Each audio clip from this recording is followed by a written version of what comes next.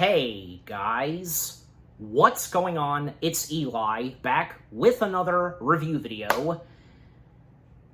The early 2000s was a very interesting decade for Tim Burton, especially because, most of the films that he had directed, well, were a lot of book adaptations. Even say in the late 90s, like he had done Sleepy Hollow, but definitely when it came to the early 2000s, that's when he started to do more movie adaptations of books, from Planet of the Apes, Big Fish, and in 2005, there would be two films that would come out in 1 year, directed by Burton, and 2005 was definitely a big year for Burton. The fact that this was the first time that Burton got two movies of his out the same year. One that would be stop motion, and that was a big deal that Burton would have another piece of stop motion animation, released, and something that Burton would do. But even before that was released, a few months earlier, Burton would find himself having direct a new adaptation of one of Roald Dahl's classic, iconic books, and yes, you read the title, and you know exactly what it is that I'm reviewing. Not to mention, this one film of Tim Burton's is celebrating its anniversary. So that's right, guys. Finally, at long last, from 2005, Tim Burton's Charlie and the Chocolate Factory. But I'm not doing this alone. No, because, you read the title some more, you know exactly whom is joining me reviewing Charlie and the Chocolate Factory. Why don't you introduce yourself? Hello, everyone. My name is Els. I'm actually a cosplayer, and I met Eli through some of his voice impressions, and so we were discussing, some of these films that we wanted to review, and I'm a big fan of Tim Burton's work, Danny Elfman's music, and just the whole shebang of the live action, CGI, animatronics, special effects. I like how it all comes together. I think Charlie and the Chocolate Factory, illustrates that perfectly. So I thought it was only natural that I did a collab review with Eli on this movie. And more than happy to have you be a part of this, definitely. So, with Charlie and the Chocolate Factory itself, Els, why don't we start with you? What are the first things you have to say about, Tim Burton's Charlie and the Chocolate Factory, the first time you watched it, what this means to you, and the floor is yours for this. All right, so I actually have a bit of lore with this movie. The first time I watched it was actually not when it came out. I was only one.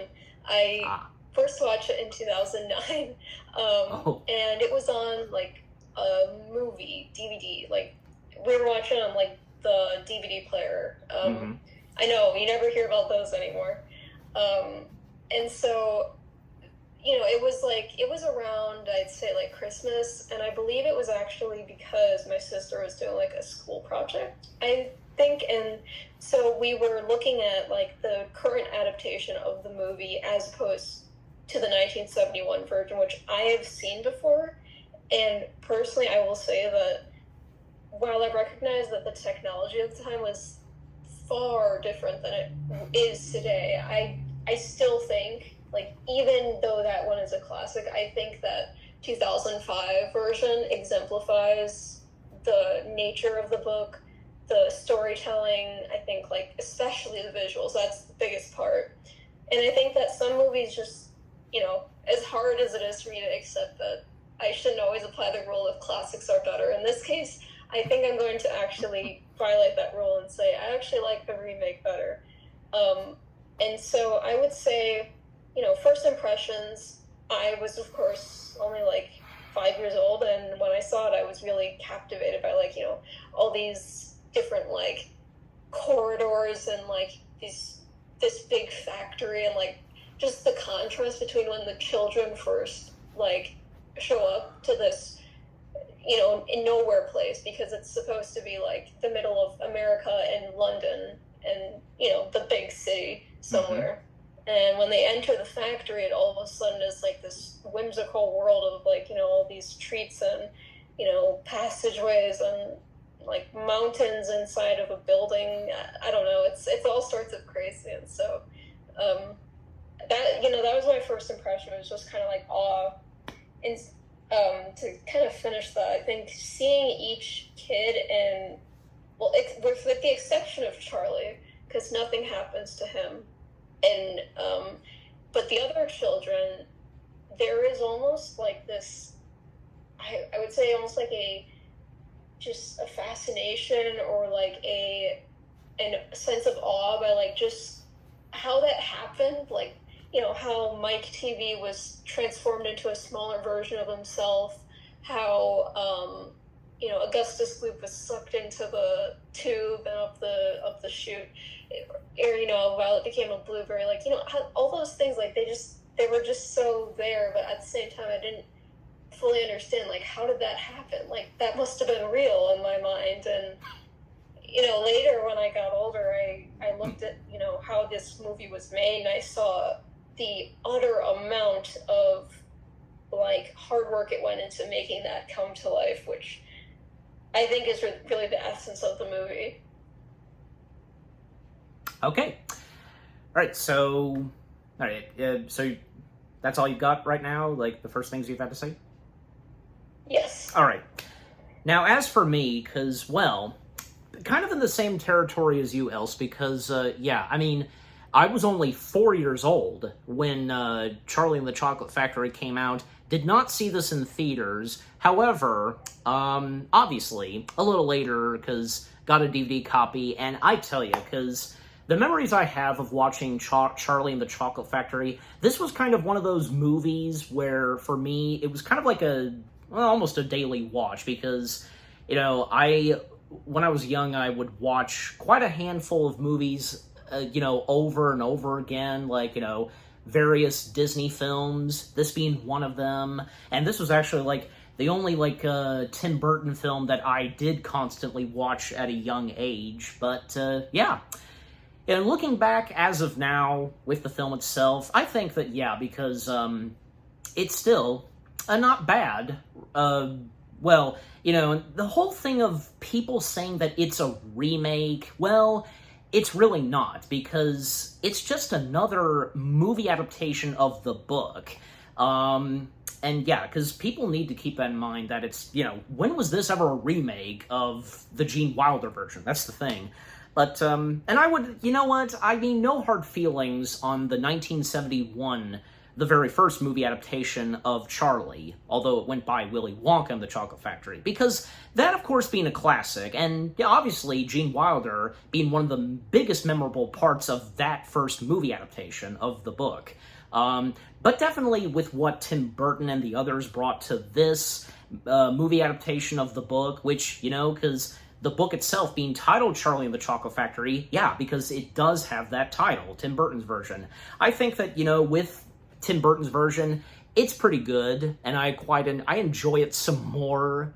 Again, no hard feelings on the 1971 version, and that's another thing, because for me, Tim Burton's Charlie, his version of the story, it was the very first movie adaptation I ever watched, because I don't have any recollection when I eventually watched the Gene Wilder version, but at some point, obviously, I did, and, well, of course I reviewed that, like I said, it's a classic, and there's no denying it. And also, what about you, Else? Because was Tim Burton's version or the one with Gene Wilder, which was the very first one you saw? Oh yeah, that's interesting. Some of my family members claim that I had actually seen the 1971 version before the 2005, but I just know that's not true, because I have no recollection of watching the 1971 version until 2016, so it was a long time after. But I had like a habit of like at least like once, like every 2-3 years, like maybe repeats on a year, like watching the 2005 version. And every year I knew it existed, but again, I didn't know there was like a book tied to it either until like about, I'd say like first grade or something, like maybe second grade. when we had the books in the classroom. And then I realized, oh, that's what this movie is about. Uh-huh. Yeah, I'm kind of the same way too, because I had no knowledge at all that this was based off of a book. But eventually, yeah, when knowing about the book and all the various other, materials that was created by Roald Dahl, oh, that's when I realized. And I remember my mom, she read the book to me. I remember that very well. But to finish what I have to say about my first thoughts on Tim Burton's Charlie, because yeah, I think that what this adaptation of the book has to offer, with Tim Burton's visionary style, of course, and the fact that, this was definitely one of those that fits so well, being combined with Tim Burton. Yeah, just depends on some materials, that will go so well with Tim Burton. It will go so well with his style of filmmaking, and Charlie being one of them. I think that the casting, I thought that it was pretty good, and, say what you will about, of course, Willy Wonka himself, Johnny Depp, but until we talk more about him, I think that what this Willy Wonka was like in this adaptation was pretty good. And besides, Willy Wonka is supposed to be depicted as this, crazy, this crazy guy, but in a good way, of course, and what he has created and such, this large, humongous chocolate factory. And the sets, the designs, the music and score, the songs from the Oompa Loompas, Danny Elfman, everything about Tim Burton's Charlie and the Chocolate Factory is very good, delightful, yeah. Okay, so, with the first things that both me and Els have had to say about Charlie and the Chocolate Factory out of the way now, as always, for me, read the description / the story. Based on the beloved Roald Dahl tale, this comedic and fantastical film follows young Charlie Bucket and his grandpa Joe as they join a small group of contest winners who get to tour the magical and mysterious factory of eccentric candy maker Willy Wonka. Aided by his diminutive Oompa Loompa workers, Wonka has a hidden motivation for the tour. One that he will reveal only after the children in the group show their true colors. Okay, so, with reading the description / the story out of the way, now as I sometimes do in these reviews, I talk a little bit about background, and I don't know if you, and probably, yeah, because you wouldn't be aware of this until now, else, with what I'm about to say, and how I'm gonna put at it. Well, because with the background, because, ever since the 1971 adaptation of Charlie and the Chocolate Factory, titled Willy Wonka and the Chocolate Factory, did not satisfy and please Roald Dahl whatsoever, even over the years when other movies that were adapted from Roald Dahl's books came out, Roald Dahl still not being pleased with them, with the exception of the animated version of BFG. That was the only thing he did like. And after Roald Dahl's passing, sometime a little later, his estate decided that, there should be a new movie adaptation of Charlie and the Chocolate Factory. And, over the years, because it was going through, obviously a development phase, and eventually, when the film would find its director, in fact, Roald Dahl's estate and his family members, they approved, and they thought that he was a good selection / choice to helm the new movie adaptation of the book, and that, of course, being Tim Burton. And like I said earlier, because definitely this was another perfect combination where you have Charlie and the Chocolate Factory and Tim Burton combined. So yeah. Well, and because after, say, the big success of Big Fish, then Burton would find himself back in the director's chair with Charlie, but also, at the same time, working on Corpse Bride. And thankfully, yeah, unlike, say, what happened when he did not helm The Nightmare Before Christmas, and he was really tied with finishing Batman Returns, and he had Ed Wood in pre-production, not this time, because this time, he was able to do both projects at the same time, and yeah. And also, to mention about the casting of Willy Wonka, because a few others that were considered before Johnny Depp, and I don't know if you knew, you probably didn't know this too, else, because some of the two names that, the biggest ones that I can think of that were considered for playing Willy Wonka were, get ready for this, Leslie Nielsen and The Rock, Dwayne Johnson. No, are you serious? The Rock? Not joking. What? Okay, I have so much to say about that, but I'm going to condense it into one statement. The book describes Willy Wonka himself as a sallow, like, introvert. Like, he's not, like, a buff, like, wrestler, like, lifter. Like that's, like, the polar opposite. That's hilarious. Mm-hmm. Now, and I also mentioned, and how do you feel like if, like, maybe if it was Leslie Nielsen that was Wonka, the other consideration? I actually am not familiar with that person. I'm going to look that up. Well, to best describe Leslie Nielsen, one of the biggies that we know him so best known for is the original Naked Gun films. But more than that, of course, because he was also in The First Airplane, he was in Forbidden Planet, need I go on? Just, yeah, he was a legend of his own. But yeah, just overall, from Dwayne Johnson to Leslie Nielsen, they were the two ones that I knew about, I learned about most prominently that were considered to play Wonka before enter Johnny Depp. But yeah, eventually Johnny Depp, of course, thankfully, Johnny Depp would be cast as Willy Wonka in this. And not to mention that Charlie and the Chocolate Factory was the first Tim Burton film that, you know, both Depp and Burton would work on in the early 2000s. Yeah, the last one they did before this one was Sleepy Hollow, so yeah.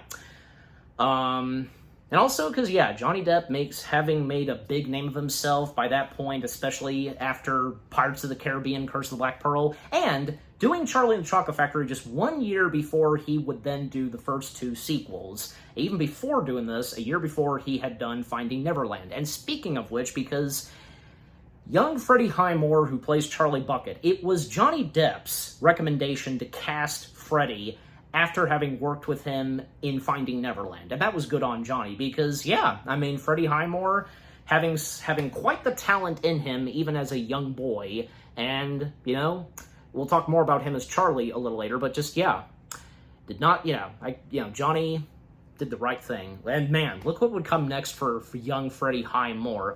The Good Doctor, best example, and Bates Motel. Can't forget to mention that. But, yeah.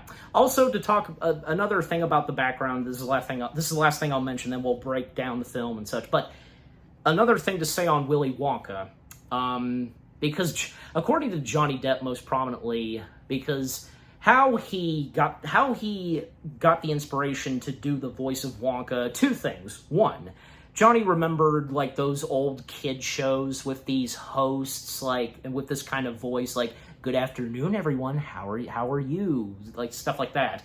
And having a thought to himself, like, what if then President George W. Bush was completely stoned? So combining both of those, and boom, the voice that would turn out for Willy Wonka, and even, according to Johnny also, Tim Burton, when hearing Johnny do that voice, he was just like, wow. It's just wow. So, yeah.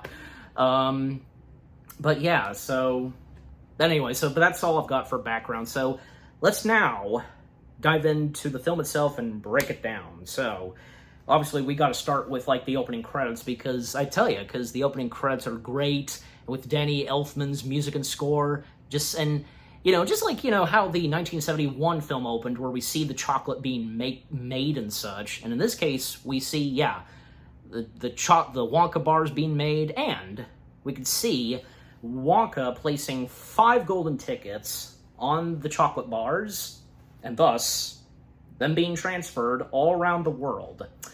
And of course, seeing Charlie Bucket himself, and as I said, Freddie Highmore, also the narrator for Charlie and the Chocolate Factory is the late Geoffrey Holder. Now, I know Geoffrey Holder most prominently as the voice of Ray the Sun from Bear in the Big Blue House. But I know he's done more than that, of course, but I'm just saying, like, that's what I knew him most notably from, and also this. Yeah, so, and I think, yeah, of course, with Geoffrey Holder being the narrator for Charlie, did pretty good. And then, because, yeah, Charlie returning home, and, yeah, because unfortunately for young Bucket, his family, they're kind of poor. I mean, Charlie's father does work, but it's not that big or anything, because Mr. Bucket, being played by Noah Tyler, he works at the toothpaste factory, and of course we have Mrs. Bucket being played by Helena Bonham Carter. I gotta say, I think it was nice, and I can't seem to remember. I am to presume that, yeah, in the book, Charlie Bucket's father is alive, but in the 1971 film, yeah, Charlie Bucket's father off-screen, he sadly died, but, and then, because Mr. Bucket surprised Charlie with some, toothpaste lids that were kind of messed up, and, well, because Charlie was working on a model, an entire big model of the chocolate factory, and finding the right pieces to make the head of Willy Wonka. And then Grandpa Joe, enter Grandpa Joe, being played by the late David Kelly, and fun fact, because originally, the late, great Albert Finney was supposed to be Grandpa Joe, but when Burton came into production, he replaced Albert Finney with David Kelly. But, I'm sure as you know this, Burton, to make things up to dear old Al, Burton offered Albert Finney the voice role of Victoria's father in Corpse Bride. So, yeah, that was all taken care of.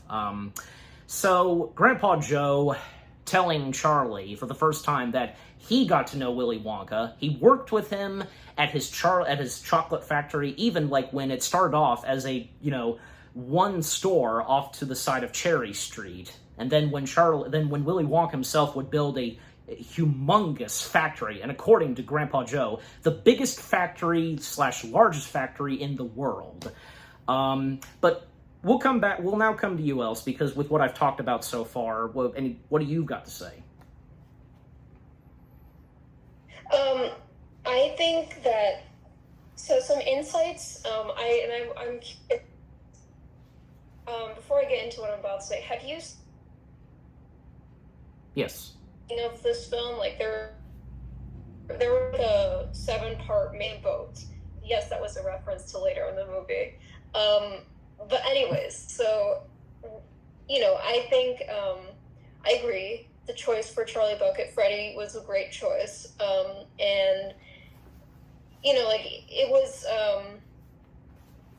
it definitely, he definitely perfectly portrays what I would, expect a poor child. It's a very generic description of what he is, but, doesn't, he's just, trying to appreciate life as it is. He's not a larger-than-life person. He's very grateful, very humble. And then you got the part where he finds out that he has the golden ticket.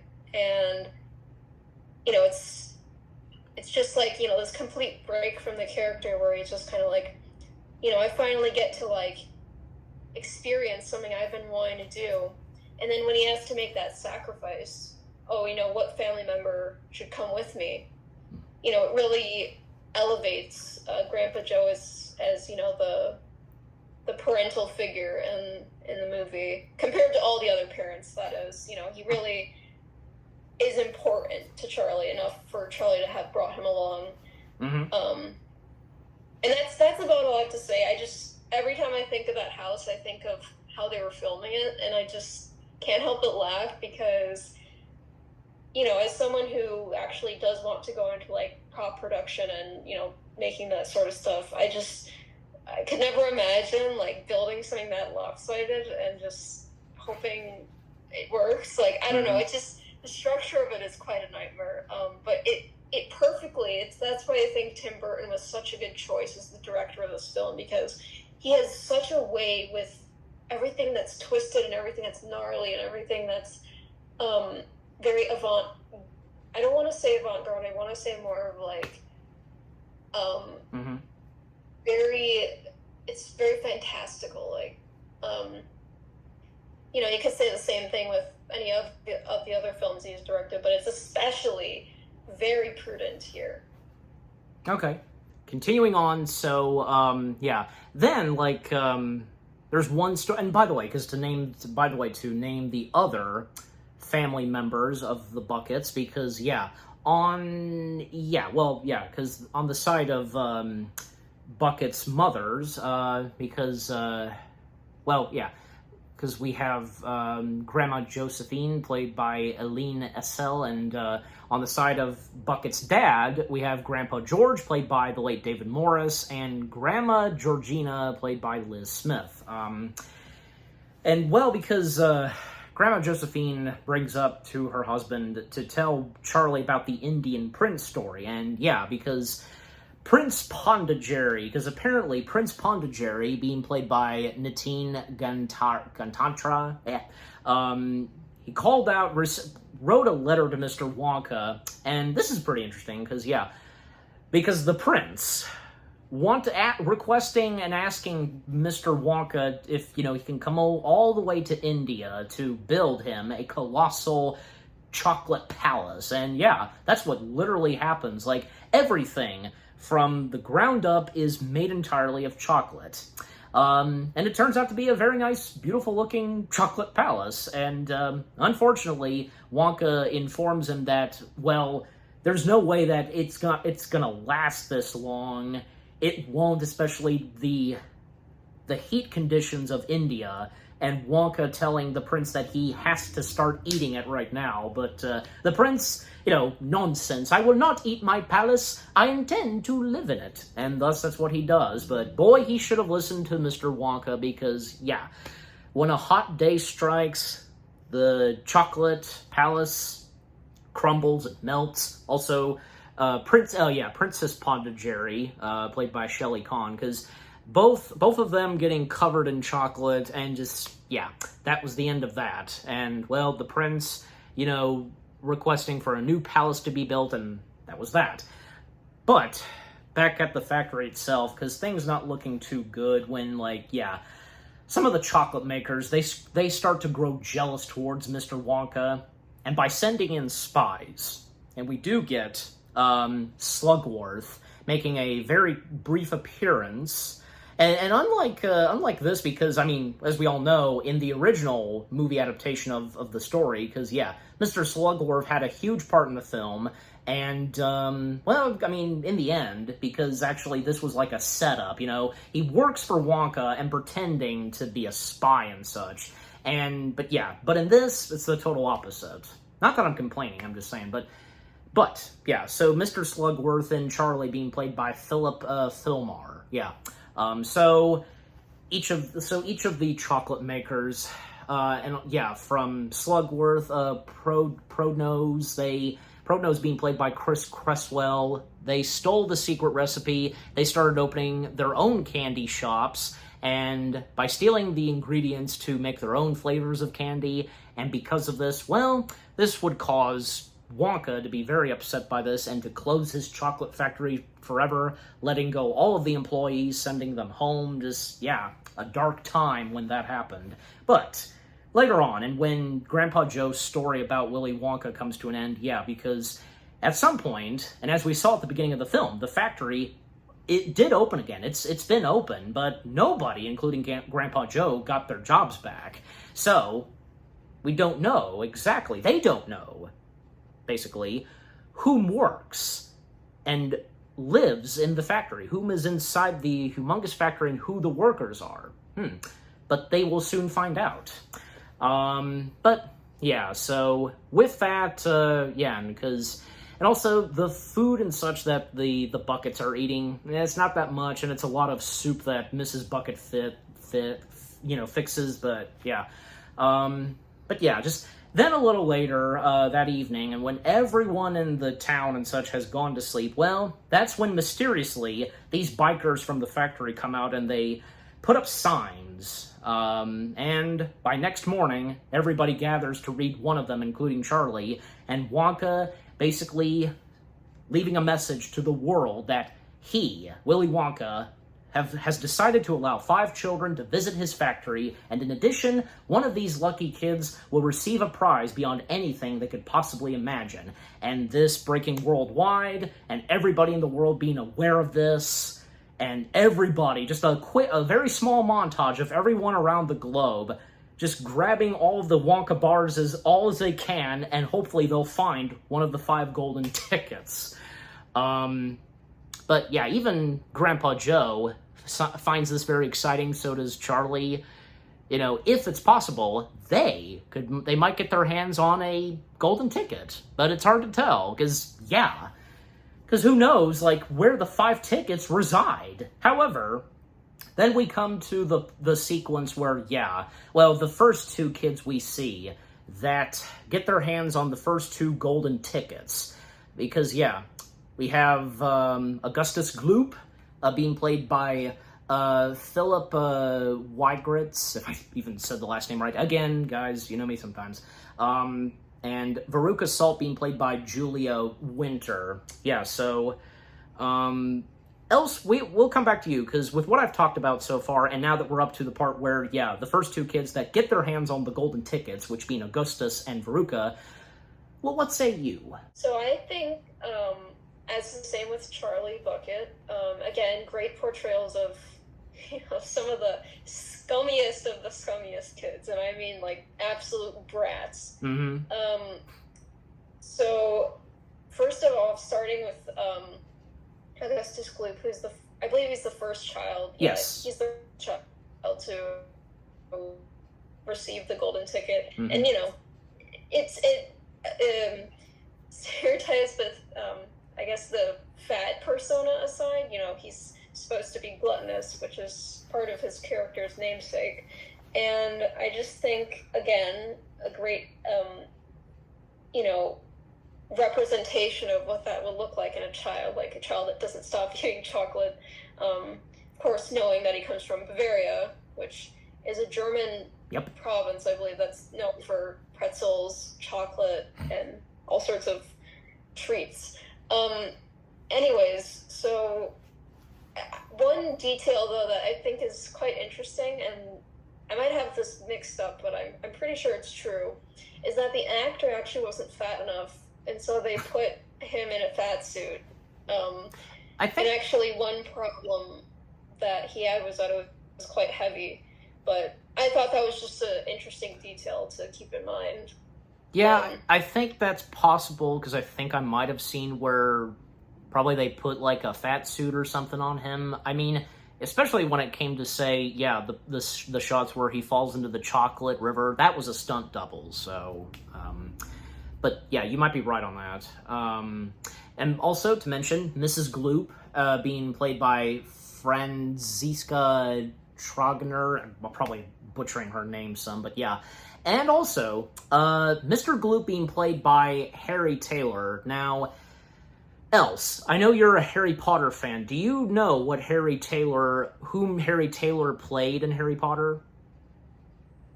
I'm just going to take a stab here. I believe it was Vernon Dursley.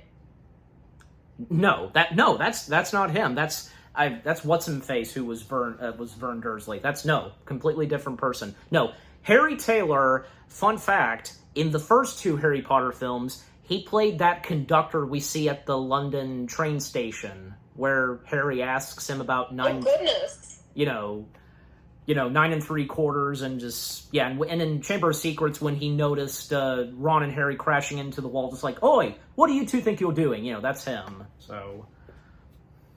Great accent.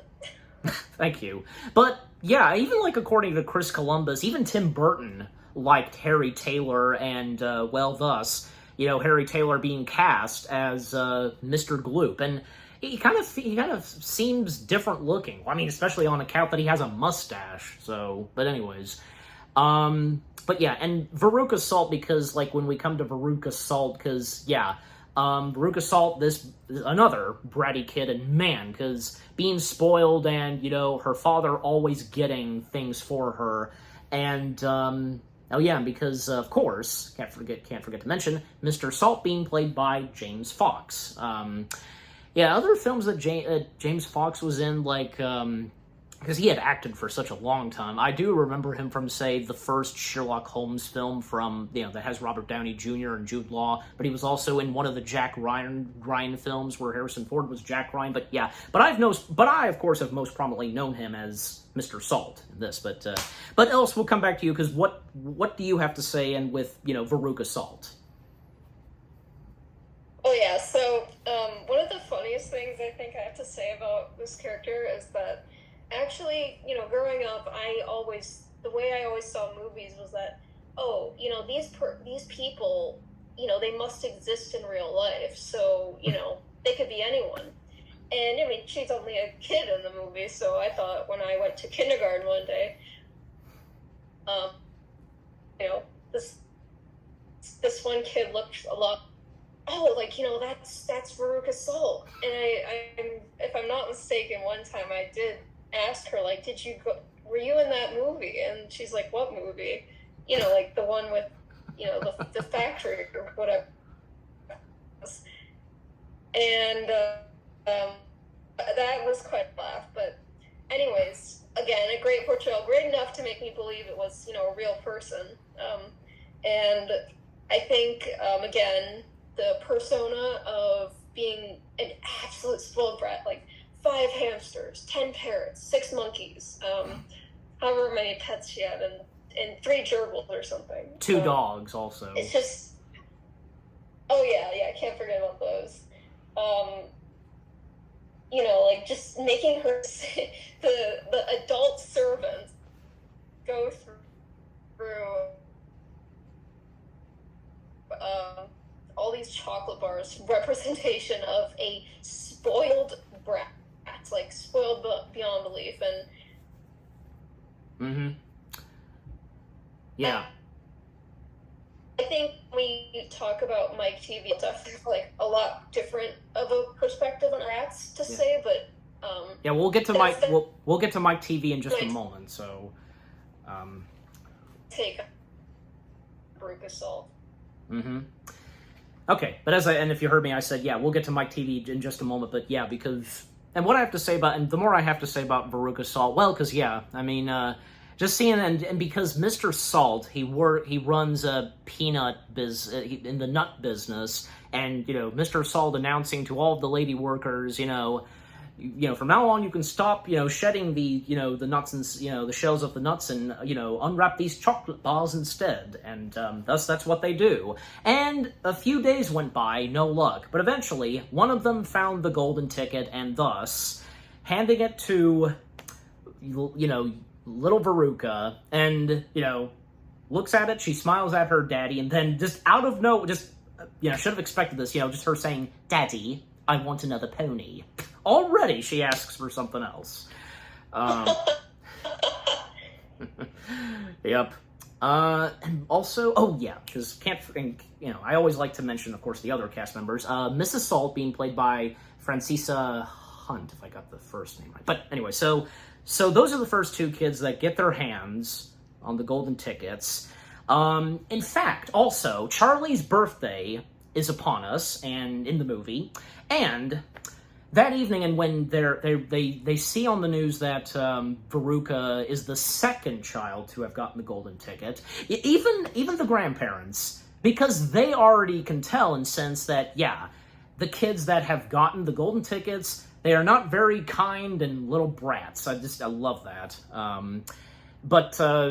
Yeah. But after, like, seeing that on the news that Veruca got the golden ticket, well, Mr. and Mrs. Bucket decided that, you know, the day before, the day before Charlie's birthday, decided that, you know, Charlie should proceed on opening the chocolate bar, his birthday present. Even Charlie thought that maybe he should wait until the morning, but nah. Even Grandpa Joe encourages him to open it. So that's what happens. And, well, nothing. All it is just a chocolate bar. And Charlie, very sweet and kind of him right here, where, you know, he wants to share his birthday present to all of them, but, you know, he's very insistent on it. And thus, that's what happens. That was a very nice moment. And, you know what? Here's something else. I don't know about you guys, but,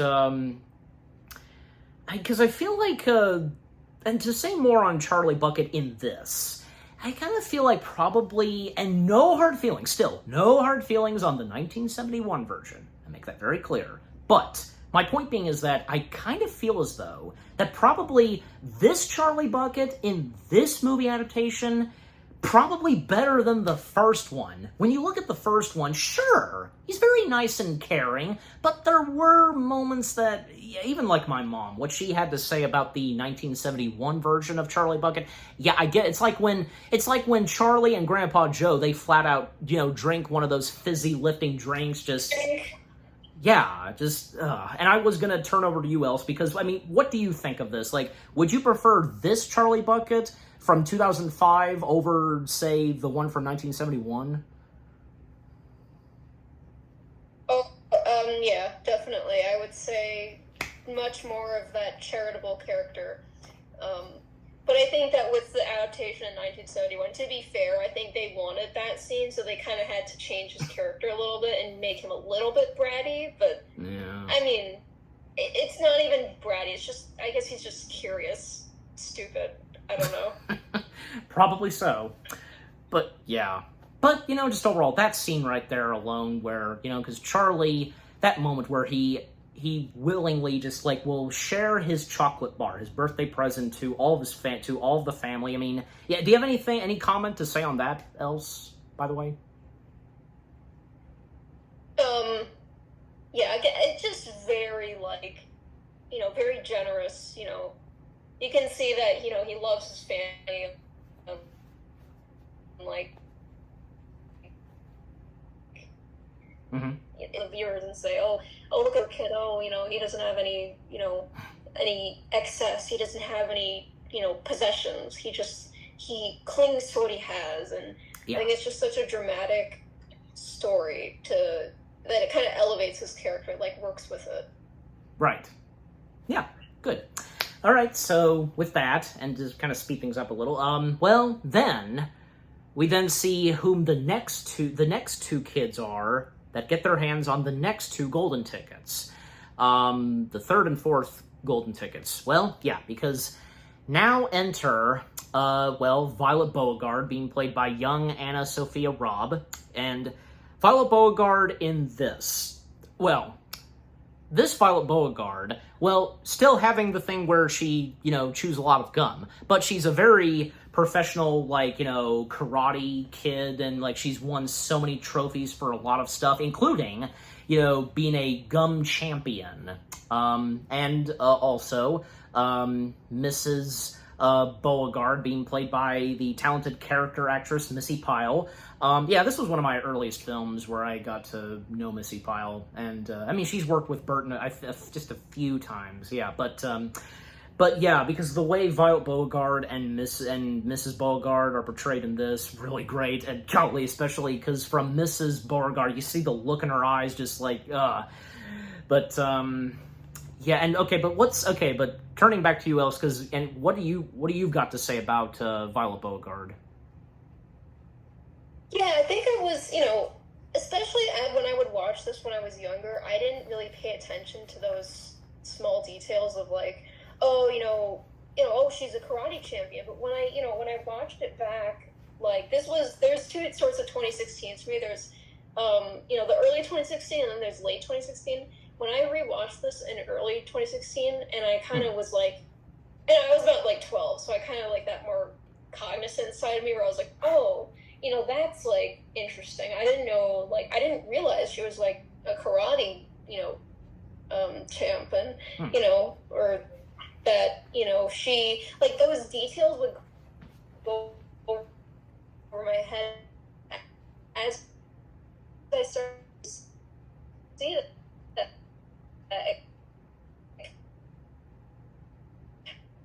kind of, like, it made me realize, and thinking back to, like, child, so to speak, there's brattiness for Veruca, there's confidence for Violet, there's just for Charlotte, and we haven't gotten to that yet, so I'll leave that one blank, but you get the idea. Yeah. Okay, so I'll go ahead and mention this, viewers, because yeah, you can tell, because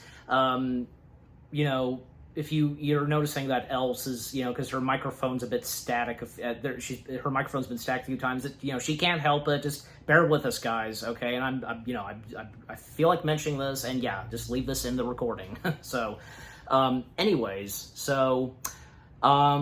but yeah, I mean, just with how Violet Beauregard is portrayed, and with the last things I have to say, yeah, I mean, just with what you've had to say, else, couldn't have said it better myself. But then, not long after that, the fourth and current last kid to have gotten his hands on the fourth and second to last golden ticket is, of course, Mike TV, played by young Jordan Fry. And we also have Mr. TV being played by Adam Godley. And by the way, because what Adam Godley would do next in his acting career, well, he would probably be best known for being the performance of BFG, the Big Friendly Giant, in the movie BFG. And by the way, that would be 2 Roald Dahl movie adaptations that Adam Godley would find himself being a part of. That's nice. So Mike TV, who, he's another handful, and he's obsessed with TV, but most prominently video games, which actually works pretty well. And also, Mrs. TV, because, she's obviously credited, but, I'm not seeing her, but okay. Even if I do, I'll point it out. But, so Mike TV, because, again, being a handful, having gotten the fourth and final golden ticket, and some of the words that he says, even his father doesn't understand exactly what he's talking about. And, the fact that Mike TV explains that because he tried a piece of chocolate, and he didn't like it because, turns out he hates chocolate. And boy, because Grandpa George has a lot to say about Mike TV, and this was pretty funny when Mr. Bucket covers up Charlie's ears, and we can't hear what all George is saying. That was a pretty funny moment right there. But so now Mike TV has gotten his hands on the fourth and final golden ticket, and, well, that leaves everybody wondering whom in the entire world is going to be the fifth and final child to get his or her hands on the fifth and final golden ticket.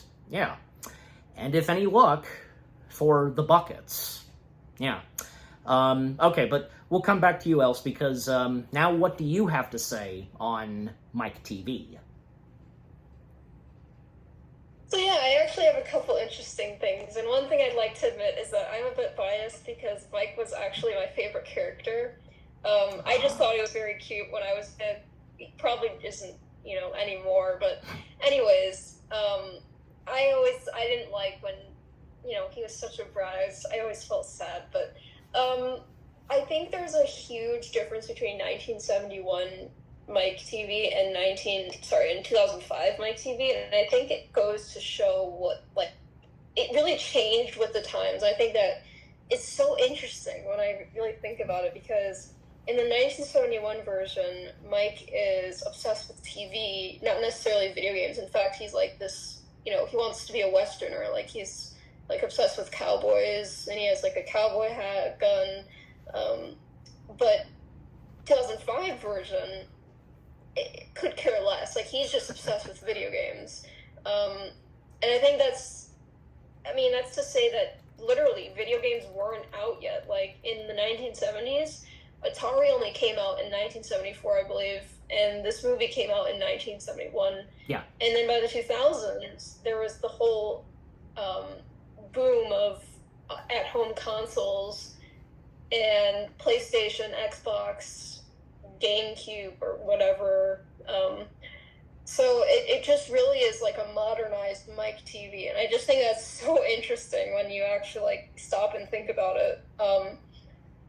So besides that, though, again, if there was one word I could use to describe his persona, I would say it's very hyper-focused. I don't know, maybe snarky might be a better word. He's definitely hyper-focused. He just couldn't care less about anything unless it has to do with video games or whatever, unless it's fun to him. But, I think that's, it fits his character well. and I just, when he's like, like, die, die, die, or like, just so absorbed in like what he's doing. And Yep. yeah, definitely like that part. I remember that too, where Grandpa Joe covered Charlie's ears at the profanities being spoken. Yep. Even like, if anybody, like, I think I kind of did this too, where you try to turn up the volume to see what George Bucket says, while Charlie's ears are being muffled. I mean, it doesn't really sound like, from what I remember when I did that, because I don't think he really says anything very foul language, I guess, but it's still funny, just overall. But anyways, oh yes, and like, by this point, and continuing with the movie, because, well, sadly, in fact, Mr. Bucket's trying to keep Charlie on a positive and happy note, well, because, Mr. Bucket, he's apparently been given some time off from working at the toothpaste factory because it was shown that a machine came in that does the job quick, placing the toothpaste lids. So, yeah, he's been let go temporarily, I guess you could say, and Charlie thinks that probably like he's on a vacation or something. And yeah, kind of a simple way to put at it, and so on. But yeah, just Mr. Bucket obviously not wanting to let Charlie be worried about this. But yeah, but then there's a moment where, while everyone's like, it's very quiet in the house, even the grandparents, besides Grandpa Joe, they're all asleep. Grandpa Joe has Charlie come over because he's going to give him a quarter, a dime and such, to go buy another Wonka bar. Yeah, Grandpa Joe willing to give his money to Charlie, and because, yeah, Grandpa Joe definitely determined that, hopefully, if there's a miracle, that they can get their hands on a golden ticket. So that's what Charlie does. Grandpa Joe being very insistent that, it should be spent on, and yeah, that's what happens. But, when Charlie came back and, he had to wake up Grandpa Joe, he fell asleep. Well, by opening, in fact, because they kind of close their eyes and, like, by sliding out the chocolate bar, still no ticket. Yeah, still no ticket. And who knows, like, yeah, that was their one last shot to get another chocolate bar. And a moment where Charlie, he just stares at the factory, and, well, if there would be any luck still, it feels like by this point there isn't. And two guys who pass by Charlie, and they're literally credited as Man with Dog, both of them being played by Kevin Eldon and Mark Heap. They mention about supposedly a kid from Russia finding the fifth and final golden ticket. But that, of course, would turn out to be false. But then, a miracle happens when Charlie finds a $10 bill on the side of the road. It's wintertime during the time and setting of this movie. So yeah, finding it that's covered in a bit of snow, and, well, maybe there's another chance, possibly, and he just goes into this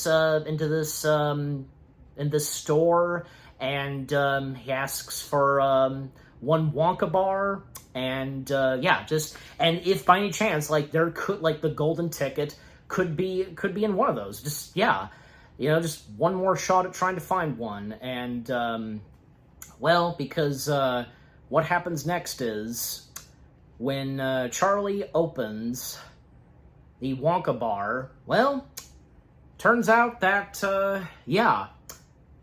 there, like, behold, a golden ticket is in that Wonka bar. And, the shopkeeper being played by Oscar James. I've seen Oscar James in a couple of other movies. Yeah, good actor as well. Also, customer in the shop being played by Colette Appleby, and a woman in the shop being played by Deborah Weston. Because two shoppers that notice Charlie with the golden ticket, they want to take the golden ticket, but nice on the shopkeeper telling them, that's enough of that. Leave the kid alone, and encouraging Charlie to not let anyone take it from him and to run straight home. And then, and we'll come back to you, else with what I've talked about so far, when Grandpa, having Charlie take his money to get a chocolate bar, the one last shot they had trying to, if they could get a golden ticket, which they didn't. Then when, the mentioning of the kid in Russia might have gotten the fifth and final golden ticket, but he didn't. and then when Charlie discovers a $10 bill, and so on. Yeah, what do you have to say this time? I just gotta say, that, especially when I watched the full movie back, it was so, like, joyous to see him be, to have that prize in his hands, because of all the kids, of course, he's the one who deserved it. Absolutely, yeah. Okay, so, and, because when Charlie, he makes his way back and, shouting to all of them, "It's mine, I've got it!" And when showing it to Grandpa Joe, his vision clears up and, yippee! And he gets out of bed and just starts dancing, read it, and just... I love the way David Kelly delivers "yippee!" It's so great. So thus, there's a little message on the back of the golden ticket that Mr. and Mrs. Bucket read, and then we cut to the kids reading it as well, about what is going to happen specifically, and they have to be outside of the factory, the gates of the factory, the first day of February, which turns out to be tomorrow. So, Grandpa Joe telling, Charlie, to comb your hair, wash, brush your teeth, polish your shoes, and so on. And, well, the question is, who is going to accompany Charlie to the factory? And, well, Grandpa Joe. He wants to do it, yeah. And even, like, Mrs. Bucket felt that maybe, her husband / Charlie's dad should accompany Charlie, but Mr. Bucket has a point. Grandpa Joe, he worked and knew Willy Wonka so well, he has full knowledge of the factory, so obviously Grandpa Joe should be the one to go with Charlie. And, hopefully if, Grandpa Joe's health is very well and such, yeah. But Charlie, actually, he feels that they shouldn't go. And on account of one of the customers at that shop where how much money, she was going to offer to Charlie, but... Grandpa George stepping in and telling Charlie, because, it'll be going to the factory and such will be worth more than, say, all the money that, was going to be given to Charlie, only a dummy would take that, huh, you dummy? And, Charlie saying no, but yeah. And what say you on that part, else, where Charlie feels like not going at first, but when Grandpa George sets him straight, what do you got to say? I'm glad he really put into perspective, because oftentimes something that happens with children is that they just they see more the value of, they don't understand that there's a difference between, like, money and experience. Money is something you can get anywhere, anytime, and, Grandpa George makes a great point that this is not something you can get anywhere, anytime. This is a one-time offer. And you're going to give it up for something stupid that you could get elsewhere? I think not. Exactly. Yep. There you go. So Grandpa George had him there, right there. But yeah, so the big day arrives, everybody is there. And just when the camera cuts to them and when the camera pans from all of them, some of them getting a few lines and just like Veruca, saying, "Daddy, I want to go in. It's 9:59, sweetheart. Make time go faster." It's great. But eventually, the gates finally open. I just love the shot where, Grandpa Joe and Charlie, they're happy about, it's finally happening. And thus, we hear Wonka's voice, "Please enter." And thus they enter, walk forward, close the gates. And who am I? And then we technically get one of the first song numbers in this movie. The Willy Wonka, Willy Wonka, the amazing chocolatier, with a bunch of animatronics that I think it's obvious I guess it's supposed to be a nod to It's a Small World, but, yeah. And what say you, Els? Because, with the first song number, and because, with the animatronic dolls. Yes, so, you really don't expect what's about to happen next. And it really adds to the charm, not only of Tim Burton. Yep. Goes back, let's step outside of the movie, the storyline itself, and let's look back at the director, because my goodness, that just perfectly exemplifies what we'd all expect Charlie to Willy Wonka to be like. And I think just the kooky, the mysterious, as you want to put it, I suppose. And also and and weirdness, to also put it that. Yeah, yeah, it's so like, you know, it's so whimsical, and I think that just perfectly, makes it just makes this character come together, and that's just a perfect introduction, especially when every animatronic melts. It's really great, and also to see the absolute just disgust on all the kids' faces. With the except for Augustus's mother, who just keeps dancing. Both Augustus and his mom, they're the only ones that are enjoying it. But I think not, but not really for, say, Grandpa Joe and Charlie. They're just a bit like they just weren't expecting it. That's all. Yeah, no, that's what I meant to say. But like, they're not like disgusted. Of course, Veruca, Violet, and Mike. They're all just like, what the hell was that? Like that was yeah. Like, that was boring. Right? I didn't like that. Other brats don't care. They just want to, get the prize. Yeah. And as you said, yeah, because with the pyros and the sparks going off, causing to melt and burn the animatronics. And like I said, because to go with what you said about Tim Burton, like what I said earlier, this is why it feels like, yeah, this was another perfect combination. Tim Burton doing Charlie and the Chocolate Factory, a perfect match. But yeah, and so of course after all that, Willy Wonka finally making his entrance, and you realize because when we saw Willy Wonka earlier in the film, well, we never really got a good look at his face, and especially obviously through Grandpa Joe's stories about Willy Wonka. But by this point, we do get to see him. However, like, his eyes, he's wearing special glasses, and yeah, thus, finally enter Willy Wonka, present time, and thus, yeah, Johnny Depp as Willy Wonka. And yeah, because, and one of the iconic lines from this movie from Wonka, "Good morning, Starshine, the Earth says hello." And dear guests, welcome to the factory. I shake you warmly by the hand. My name is Willy Wonka. But we have to talk about Johnny Depp as Willy Wonka, because else we'll start with you. Like, what more do you have to say about Johnny Depp as Willy Wonka? So I actually have something really interesting to add here, and this is a bit of history on my channel. Okay. Normally I wouldn't mention, stuff that I personally know, but I think it's relevant here because... Okay. So this was about, 2021, and I was getting back into the movie because it had been, a while since I last watched it. And, what I usually do to pay tribute to movies and shows and things I like is to create animations. I made an animation of, some scenes from Coraline. I hand-animated them. Or I've also done, I recreated one of the Tin Man from the original Wizard of Oz. Cool.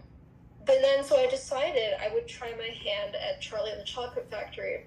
And this video, mind you, is still up. It's still on my channel. It's probably buried a little because 2021 was a long time ago. But this was a 2D animated recreation of all the, just the most iconic voice lines from when Johnny Depp played Willy Wonka. And, in order to make this animation, which was a compilation of different scenes that were just, drawn in my style or whatever, these scenes in question were very short, but in the short time that they were on screen, I had to make sure that I really capture the essence of Johnny Depp, because he has a very unique persona when playing this character, at the very least. He has this very gray palette, and he has, sort of this just, hidden from the sun sort of look, just kind of, what do you want to call it? I mean, he's just he's socially awkward. That's a good way to put it. Yeah, that's a good way to put it. Yeah. So when creating this animation, as I would go back and look and, just kind of study the character, it really is it comes down to Johnny Depp as like just one of his, I think, greatest performances, where he really put on this, you know, face of this, well, socially awkward chocolate factory maker. And I think, you know, when he says all those lines like "hello," or "hello, starshine," the Earth says hello. Like, it's just. Yep. It also equally confuses all the children. Like, all of them, none of that. I was like, they're interested, but now it's very evident. And so going back, almost capture his essence just goes to show that his character is so unique and so well, you know, like, composed, that it's just such a good example of really getting into character. And, you know, I just think that that's my highlight to say about Willy Wonka being played specifically by Johnny Depp. Mm-hmm. Yeah. And as for me, because, well, obviously, how can you not enjoy a great talent like Johnny Depp himself? You know, he's gone from being in Nightmare on Elm Street, 21 Jump Street, Platoon, Edward Scissorhands, Ed Wood, Fear and Loathing in Las Vegas, Captain Jack Sparrow, the list goes on. And yeah, for him to be Willy Wonka, and yeah, because this is done by Tim Burton, it's really great to see. And still, say what you will. God, I even know that Doug Walker was not really into Johnny Depp's performance as Wonka, but for both me and Ellis, and I'm sure the same goes for some of you, like, if not all of you, where, Johnny Depp, he did very well, really good at portraying the character of Wonka himself. And, because with what the character of Wonka's like, and, like what you had to say about Wonka, Ellis, yeah, because I think, the moments that Wonka has in this movie, very funny, and, the weirdness that he has in him, and like a child, wholeheartedly, a child at heart, but, at the same time, he's a genius, man, as the movie describes him, the book as well. This humongous factory he's created with various chocolates and stuff like that, overall, because Johnny Depp as Willy Wonka, it's pretty good. And, yeah, because when they make their way into the factory and continuing with the movie, because, yeah, then, each of the kids introducing themselves to Wonka, but Wonka, of course, can tell that, they're not, they're bratty kids. And especially another great line from Johnny Depp as Wonka when Veruca introduces herself. Wonka's response is, "I always thought of a verruca was a wart you got on the bottom of your foot."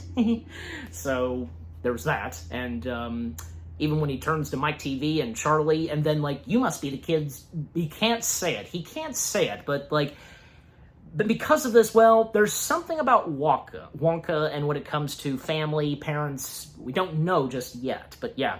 But then proceeding on to make their way further into the factory, some lines between each of the characters, like Mr. TV to Mr. Salt, and also Augustus, Charlie, Violet and Veruca technically becoming best friends, but I don't think, that lasts long. And the more they go further down the hall, it shrinks, but that's part of an illusion and a magic trick, and by using the keys to open the doors, and thus enter the first room they go into, which, being the chocolate room. And, the set, to talk about the sets and the design and sets for Charlie and Chocolate Factory, just amazing, beautiful. And, because even the very first room we see, which being the chocolate room, is amazing. And, again, no hard feelings on the 1971, but, I guess, obviously back then, it looked very amazing with the various rooms that they go to, but I think Tim Burton's version, it takes the spotlight. Yeah. Especially, it's like how the Chocolate River, it really looks realistic. It's like you can almost eat and drink that stuff. But despite how the Chocolate River looks in the 1971, where, I'm not kidding, because a lot of people, A lot of people say that the chocolate river looks like looks like feces. I'm not making that up because it's true. But I don't know because I don't know because I guess because it's just like. It does. Thank you for agreeing too. But my point being is that I guess it's just how they were able to do the chocolate river. But I think as I heard about this, fun fact about the 1971 version of the chocolate river, apparently it started a bad smell. But yeah, that's as far as I know. But anyway, so. Okay, but we'll turn over to you, Else, because and as I already brought this up, because what say you on the sets and designs, the look to it of the rooms that they go to in Tim Burton's version? So I think from the very moment that the door opens and the music begins and this opens up to this world of treats and sweets beyond all those children's wildest imaginations. I just think it is a masterful display of what it truly is to have this giant chocolate factory and all the, we'll soon to meet them, but the special workers and, everything that you could imagine, like this fantasy land. It's exemplified perfectly. And again, all of that I want to credit to, Tim Burton. And in fact, one of, and I think this might have been intentional, but one of the crests, like there's many hills in this sort of faux grass. And one of those hills actually, just the design of it is very resemblant of Nightmare Before Christmas, like sort of like the hilltops there. I think it's just worth considering, knowing that Tim Burton worked in that movie as well. He just has this very signature style, and I think it works so well with the quirkiness of Willy Wonka and his factory. Yeah, absolutely. The style and visual style, it's amazing. But all right, so and as for me, because I couldn't have said it better myself. Because it does look amazing. But continuing with the film and to speed things up some, because well, what happens next? Because with them entering into the chocolate room, that being the first place that they see and experience, and Wonka giving them the tour of the chocolate room, and the way he describes it, like, the waterfall being most important, mixing the chocolate, and it's very true. And Wonka pointing out that no other factory in the world mixes its chocolate with waterfalls. And when these pipes come in and Wonka pointing them out to them, that those pipes suck up the chocolate and carry it all over the factory, just to different various rooms, and what the liquid chocolate's going to be used for to make different various chocolate flavors and such. And Wonka allowing them to have a good time to feast on some of the candy and stuff that's in the chocolate room. And it even brings this up that, even I'm delightful and tasteful, but that, my children, is cannibalism. But, so they enjoy themselves eating the candy and all of that, and, enjoy. And, man, Augustus especially is having the time of his life, and, even some of the kids, like, okay, from Augustus to Violet, giving Charlie a hard time, but then, of course, when Veruca is the first one to spot the Oompa Loompas, and this is where we finally see the Oompa Loompas, and all of the Oompa Loompas. Because clearly in how the Oompa Loompas are portrayed in the books, they look exactly identical, the same. And in this case, for Burton's version, because them looking more human and such, even like how they look in the books, understandable. But even when it would come to, say, the 1971 version, and how Wonka with Timothy Chalamet, it would use variations, and it would incorporate some stuff that were from the 1971, like how the Oompa Loompas look with green hair and orange face.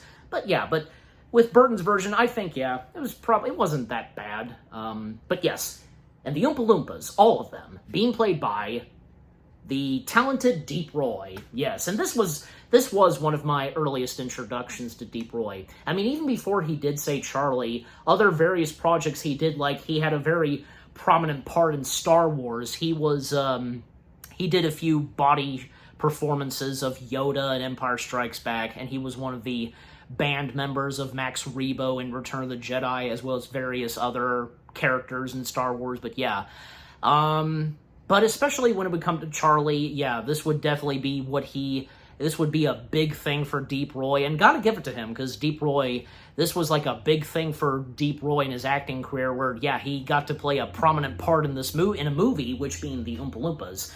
And I think for Deep Roy, having played all of the Oompa Loompas, and no matter what the Oompa Loompas are doing in the factories, it's amazing. And we'll come back to you, Else, because, what do you have to say about the Oompa Loompas, and with them being played by Deep Roy? So, I think from a computer-generated standpoint, there was a lot of computer-generated action that went on there, but it was all thanks, to Deep Roy, and that was also my first introduction to him. I have never seen him in any other movies. Mm-hmm. But now that you mentioned Star Wars, I might be seeing that soon, because I've been rewatching all the films.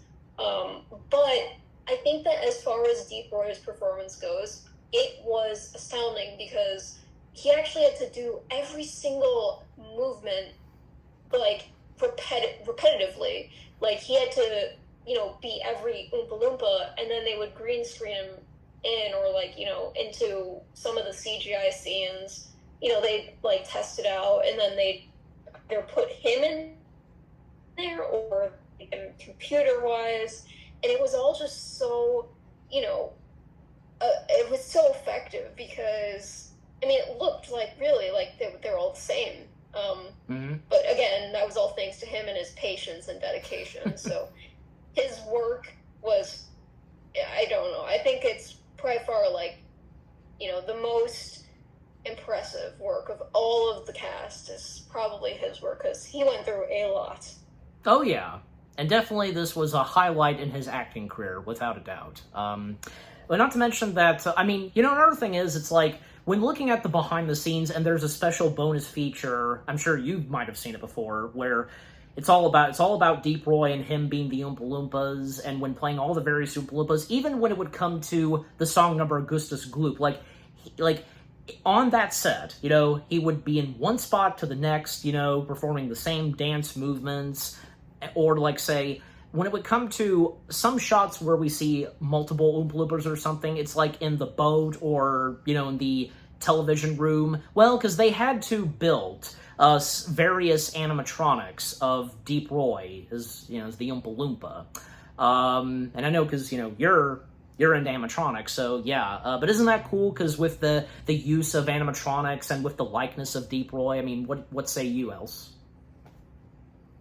Yeah, so and I think I might be fast forwarding a bit here, but the only other animatronic that I was aware of in the film, which I might actually be wrong about, but were the squirrels, and that was also impressive. I always love to see animatronics make appearances in right movie, because it really shows that the classic, maybe shaming myself and calling myself old, but they didn't have that great of computer graphics, and it was still at a very basic level. So a lot of that stuff had to be brought back to life with animatronics. But I think that they, using that for Deep Roy was a very, clever idea. Absolutely, yeah. And I don't think so on the squirrels, no, because they did use actual squirrels, but some shots with the squirrels, they did do CGI, so, yeah, but until we get to the squirrel part, but yeah, so then Willy Wonka telling them the backstory on how he encountered and discovered the Oompa Loompas, and they come from Loompa Land. And even Mr. TV, not being aware of Loompa Land, and even explaining to Wonka that, he teaches geography and he's here to study and stuff like that. And Wonka explaining, well, then you'll know what a terrible country it is. And yeah, and Wonka's journey to Loompa Land, because he basically went to Loompa Land for new exotic flavors for candy. And, the place being a thick jungle and lots of dangerous beasts and creatures like giant bugs and, thorn beetles and, and eventually when he would find himself in Loompa Land, and, just already making good peace between the Oompa Loompas and the various, foods they eat, caterpillars and, and, one food that they, adored most and they love is, of course, the coca beans, which, of course, and as Wonka explains, that fun fact, coca beans happens to be the thing that chocolate is made of. And, to the Oompa Loompas, they pray and worship the coca beans. And even when, say, they would find a piece of a coca bean in the jungle and going crazy over the coca beans. And it was pretty funny because even Wonka, learning their language, and actually, I'm turning on my camera so you can see me do this, Else, because, because with, just in, Yes! I had to, but, just... The him translating and explaining to the Oompa Loompas, and thus, because basically he's offering them to live in his factory, and they can have all the coca beans they want. That can be the only thing that they can get, as payday or something. But so the Oompa Loompas and the chief, he agrees to this, and thus, from there on, the Oompa Loompas now have made their way to the chocolate factory, and the rest is history. But then, of course, after that, Augustus, he goes for the Chocolate River, which should not be touched by human hands, but of course, him accidentally slipping in the river, and when getting sucked up into the pipe, and he's stuck there for a moment, but then the Oompa Loompas stepping in, and getting, the first of the, 4 song numbers that center on the kids. And the fact that, the lyrics to the songs, they do come straight from the book. So it's great. And here's another thing. My mom especially had told me this, that Burton always has stayed very close to the books, where, the movies that he was involved in directing, being adapted from the books, staying close with them. And this definitely shows in Charlie and the Chocolate Factory that there is a lot that Burton stayed close with. And one of them, of course, being where, by taking the lyrics from the book and incorporating them into the movie, and with the various music and how it goes with the song. So for Augustus Gloop's song, it's a 50s mambo. Violet Beauregard is a 60s disco. Veruca Salt's song is a 70s hippie love song. And Mike TV is an 80s rock band. And I think, in my opinion, how those songs were done, and not to mention, Danny Elfman singing all of those songs as the Oompa Loompas, was pretty well done. I think that, in my opinion, because I think that the selection of music and what goes with those 4 songs worked very well. But, and we'll turn over to you, Else, because, since I've brought up the songs, what say you on the 4 songs? Oh, I gotta mention this immediately. At the time of watching this, and I'm sure you know what I'm going to talk about, but at the time of watching this, I didn't understand this reference, but I especially now appreciate the Beatles reference in Mike TV's song. Regarding little Mike TV, we very much resent that he regret that he. Yep. Yeah, and, they're, supposed to be, the Beatles on the 4 platforms, which I thought was ingenious, but, totally went over my head at the time, but now that I'm a Beatles fan, I look at it and I say, oh my god, Danny Elfman, you are a genius. And true, he was, like, you know, it's absolutely true to his character. Like, when he did music for Pee-wee's Big Adventure, for, let me think, what other movies? I think he did Alice in Wonderland as well. He did. Which was also with Tim Burton and Johnny Depp, I believe. So, yeah. like, they all came back together, I think. Well, I mean, here's the thing, because to answer this for you, Danny Elfman, from Pee-wee's Big Adventure from there on, Danny Elfman composed all of Burton's movies, with the exception of 2, and those being Ed Wood and Sweeney Todd. Interesting. Yeah. Yeah, I would say that the music is just executed so perfectly, and yeah, definitely I like also, going back to the Mike TV song, the little, like, interruptions and, like, snippets of other types of music included in there. It's just, it really makes it stand out from all the other songs. But, you know, yeah, definitely Augustus Gloop song, it's just, it works so well. Like, you know, it just has this sense of, you know, richness to it, this, you know, this beat, this sort of, you know, sort of like mocking what he's done to himself. Yeah. In a way. Yeah, the songs clearly what the songs do, and with the lyrics, they establish and make it very clear on those 4 kids and what their attitudes and so on. And do you have a personal favorite out of all of the 4 songs in Tim Burton's version?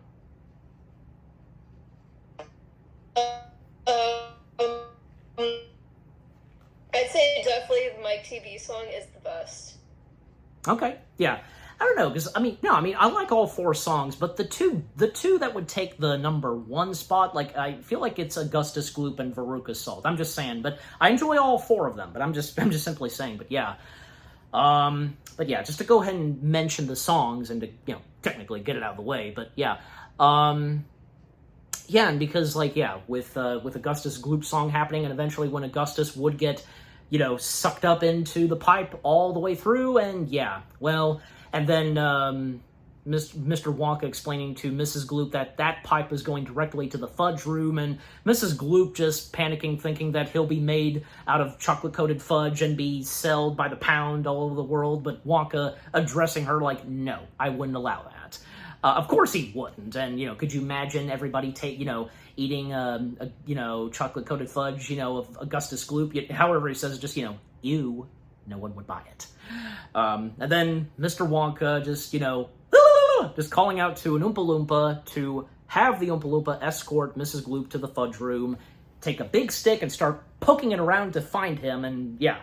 So, now with Augustus Gloop out of the way, well, they continue on with the tour, and yeah, because even, like, Charlie asked Grandpa Joe, just like, if the Oompa Loompas and Wonka were joking, and Grandpa Joe's like, of course they're joking, but Grandpa Joe has this look on his face like he's not really sure, but just, yeah, but obviously he's going to be fine. And thus, what happens next is they take a boat ride on the boat with the head of a seahorse. Now, that's another thing that does come straight from the book. Unlike the 1971 version where nothing like how it was, like, it looks nothing like how it is in the book, but yeah. And yeah, definitely, because some shots where they had animatronics of the Oompa Loompas rowing the boat. And in one moment where the Oompa Loompas are laughing, just, you know, and I think it's from those doggone coca beans. And Mr. Wonka bringing up another fun fact about chocolate, like, you know, endorsing and, like, having someone, like, feel like they're in love, and I think, like, yeah, Mrs. Beauregard was, like, making a move on Mr. Wonka, but that was pretty funny. Especially, like, Mr. TV and Mr. Salt, they have look on their faces just like, what the, just, yeah. But yeah, so they hop on board, and, do you have any comment to say on, like, the practical boat that in the film, Else? I gotta say, I am so shocked. You've just made a revelation. I had no idea that was supposed to be the head of a seahorse. I thought it was a dragon. I always thought it was a dragon. Nope, it is the head of a seahorse. It is. That's amazing. Oh, I gotta go back and rewatch it after this and kind of. You should, that, yeah. Holy moly, I thought it was a dragon. That's Nope. all I gotta say, though. Nope, that's what it's supposed to be. It's supposed to resemble the head of a seahorse, but yeah. So, and like I said, that does come straight from the book, so it's great to see that, yeah, that was finally incorporated. Maybe, I'm guessing probably for the 1971 version, maybe they just didn't have the budget to make a big boat, but yeah. But when they make their journey, well, after Wonka has them try some of the chocolate from the river, and then bringing up the same fact he brought up about the waterfall, then, you know, then it's brought up about, from Charlie, if Mr. Wonka remembered his childhood, and, yeah, this is the beginning of where we would see some, like, 3 flashbacks of Wonka's childhood. Now, the thing about that, well, that does not come from the book, nor with it being in the 1971 version, but another shout out to my mom, because my mom told me that, you know, the reason with the whole thing of, Wonka's childhood flashbacks being in this version because of time, because Burton had to add in some more time. And in my opinion, the flashbacks of Wonka's childhood, I think is pretty good, and it does help to establish more of what Wonka would become. The fact that Wonka, as a young boy, is the father of a well-known dentist, and man, because Little Willy Wonka, and literally, that's how he's credited, Little Willy Wonka, being played by young Blair Dunlop, I think I said his last name right, but yeah, young Little Willy Wonka, the fact that he has this, you know, headset or whatever of these braces, and just, yeah, it's like, what can this kid really eat? And obviously he's not, he's not allowed to eat chocolate, but just, yeah.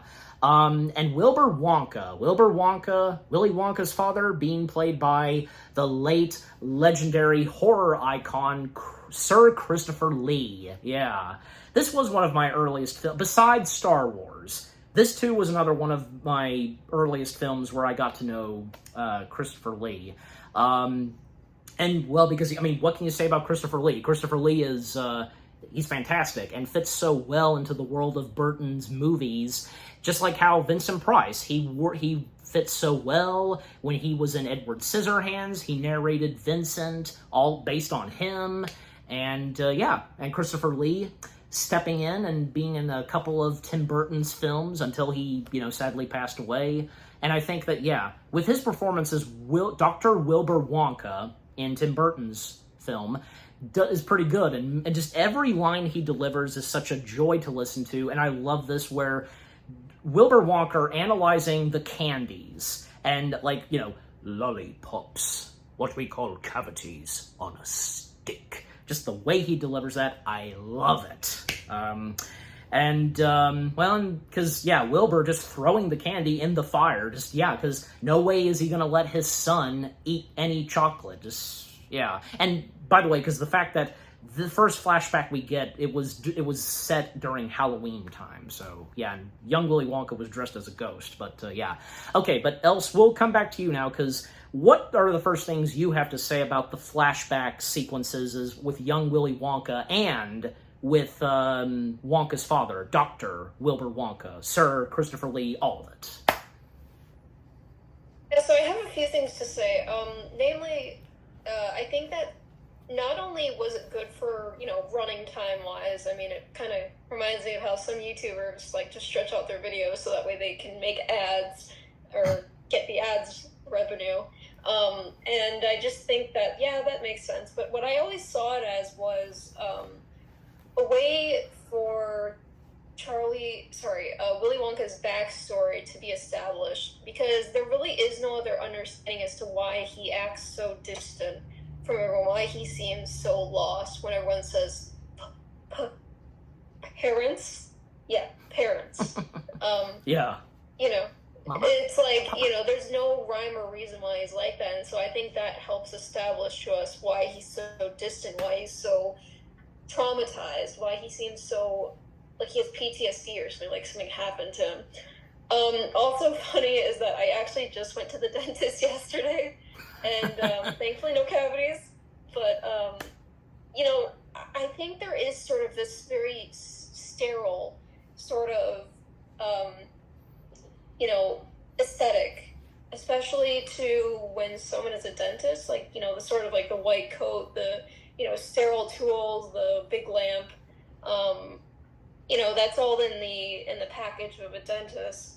And I think that's it almost, which is really weird to me, it almost actually carries over, like the preciseness and the coldness of his father almost carries over into him. And we'll talk more about, I assume, the end scene, which also has to do with the dentist. We will. Of course.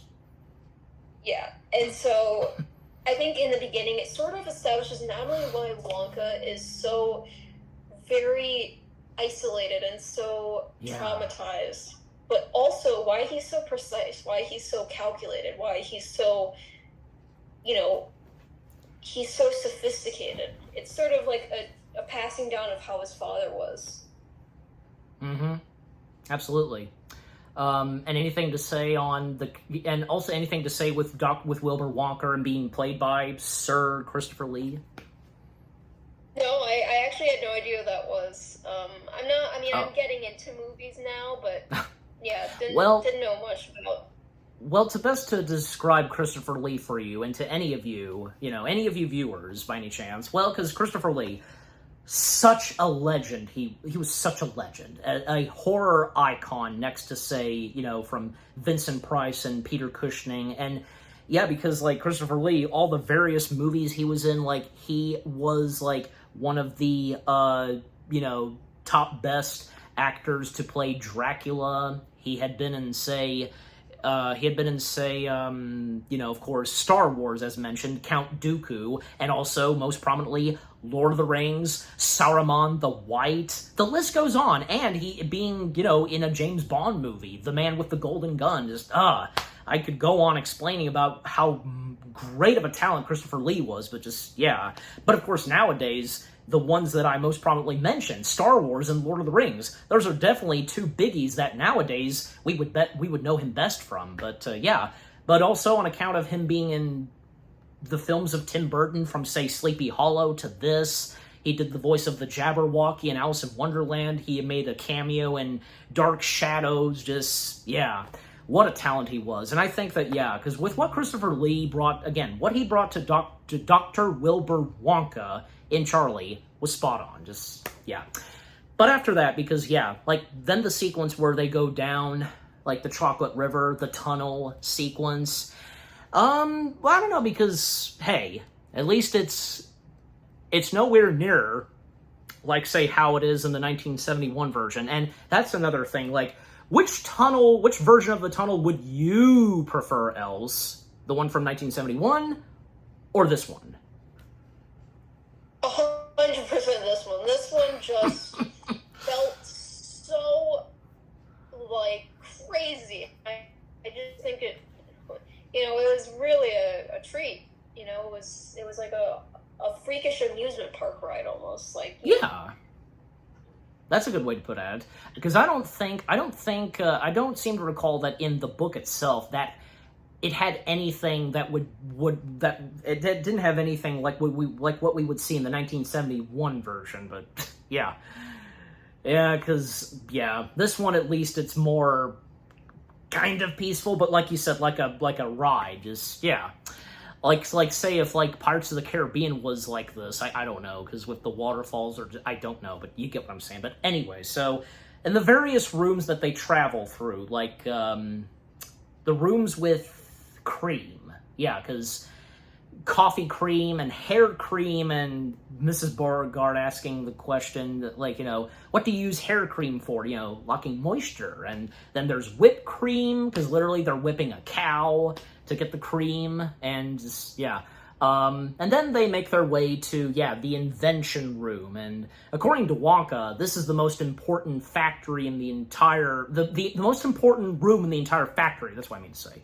And I mean, because the inventing room is pretty cool looking, and all the various things that they're doing, like everlasting gobstoppers, how they look in this. And the 1971 version, it it establishes that the everlasting gobstoppers are a very important piece of candy that Wonka has ever made, very top secret. But in this, nothing really. It's just a simple piece of candy or something. Violet thinks it's gum, but no, gum is for chewing. But then, like, when, showing other stuff that's made in the inventing room, something like that has to do with growing a beard, and one Oompa Loompa tried it and grew a lot of hair, and then there's, this one piece that actually is gum. And, but however, something about it that Wonka tries to warn Violet about, because, obviously Violet's going to try it, and she's not afraid of anything she tries. But, Wonka being very concerned, even Grandpa Joe, he gets concerned, too, about this. But, we'll turn over to you, Else, because anything to say on the whole sequence of the inventing room in this? Yeah, I think it's just the same amount of awe and wonder. Not as much, but, when they stepped into the river room, I think it's the exact same sort of feeling that you get, whoa, what is all this? It's kind of what you want to say. And I think it just adds that element of mystique and wonder and curiosity. Just there's just sorts of odd things. There's even a swimming Oompa Loompa in the middle of the factory pipes. Yeah, well, I mean, this pool of water that the Oompa Loompas are in, and thus where the gobstopper is given to Wonka. So, but then of course when it comes to the part where Violet trying that piece of gum, as it's referred to, because it's basically with this gum, it's it has so many flavors to it, and Violet describing what they are, tomato soup, blueberry pie, ice cream, all that. When it comes to the dessert part, that's where Wonka definitely being concerned on that part. When Violet then tastes those flavors, the desserts. And once that happens, Violet, her nose starts to turn blue, her entire body starts to turn blue, and she starts to puff up. And, again, no offense to the 1971 version, this is far more better than, say, how it was in the first one. Again, keep in mind, the limit technology and effects that they had when it came to that version of the story in 1971, but when it came to this, definitely this is where it really sparkled, and just seeing as it's described in the book, where Violet really puffs up like a blueberry and she's entirely blue, and according to Wonka, because he tried it on 20 Oompa Loompas and each one of them ended up as a blueberry, so they never could have resolved when working on that, and still haven't, even up when it came up to, say, poor Violet. And Mrs. Beauregard just how is she supposed to compete? You can put her in a county fair, recommends Veruca. And then, of course, the Violet Beauregard song begins, and and what say you, Else, and with what I've said, because, with Violet, turning blue, becoming a huge, big, puffy, blueberry and such, and in comparison to that with the 1971 version, so you get the point. What do you have to say? I think, I like to analyze this from the technical side. I know you're looking at it from the aesthetical side, and I appreciate that, but what I really want to say is, just the amount of designing, and, they did a small-scale model of her first, to, figure out, okay, how do we want her to look? And it was taken directly from the story itself, the way that she was so exaggerated in her features, as this plump, round blueberry. Obviously. I think, with the way that they had to go about it, I don't remember what method they settled on, but I know that at some point, they had animated her, especially in the scenes where she was up high, it was very hard. They had to, put X's where they wanted, the pieces to go, and, where they would have her face. Yeah. But it was all sort of, engineered around that, and I just think that's just so fascinating. But, again, as a kid, when I saw that, it just fascinated me so much. I just thought, what just happened? What was that? Yeah. That was crazy. And I never understood it. But then when I came back and I would I would always rewatch a scene and be like, wow, it's just something else. Absolutely. Yeah. Okay, but anyways, so with that happening, Violet's song going on, chewing, chewing all day long, and, well, what's gonna happen next is, Wonka orders the one Oompa Loompa to row her to the boat and take her along to the juicy room, and basically, he explains to Miss Beauregard that they're going to squeeze her like a little pimple, because, well, they gotta get all that juice out. And thus, after that, let's boogie. So thus, they proceed on with the tour, and, well, Wonka bringing up, like, the best kind of the best kind of prize is a surprise. Yeah, and, just again, Johnny Depp's delivery as Wonka, whenever he laughs, just, it's so great.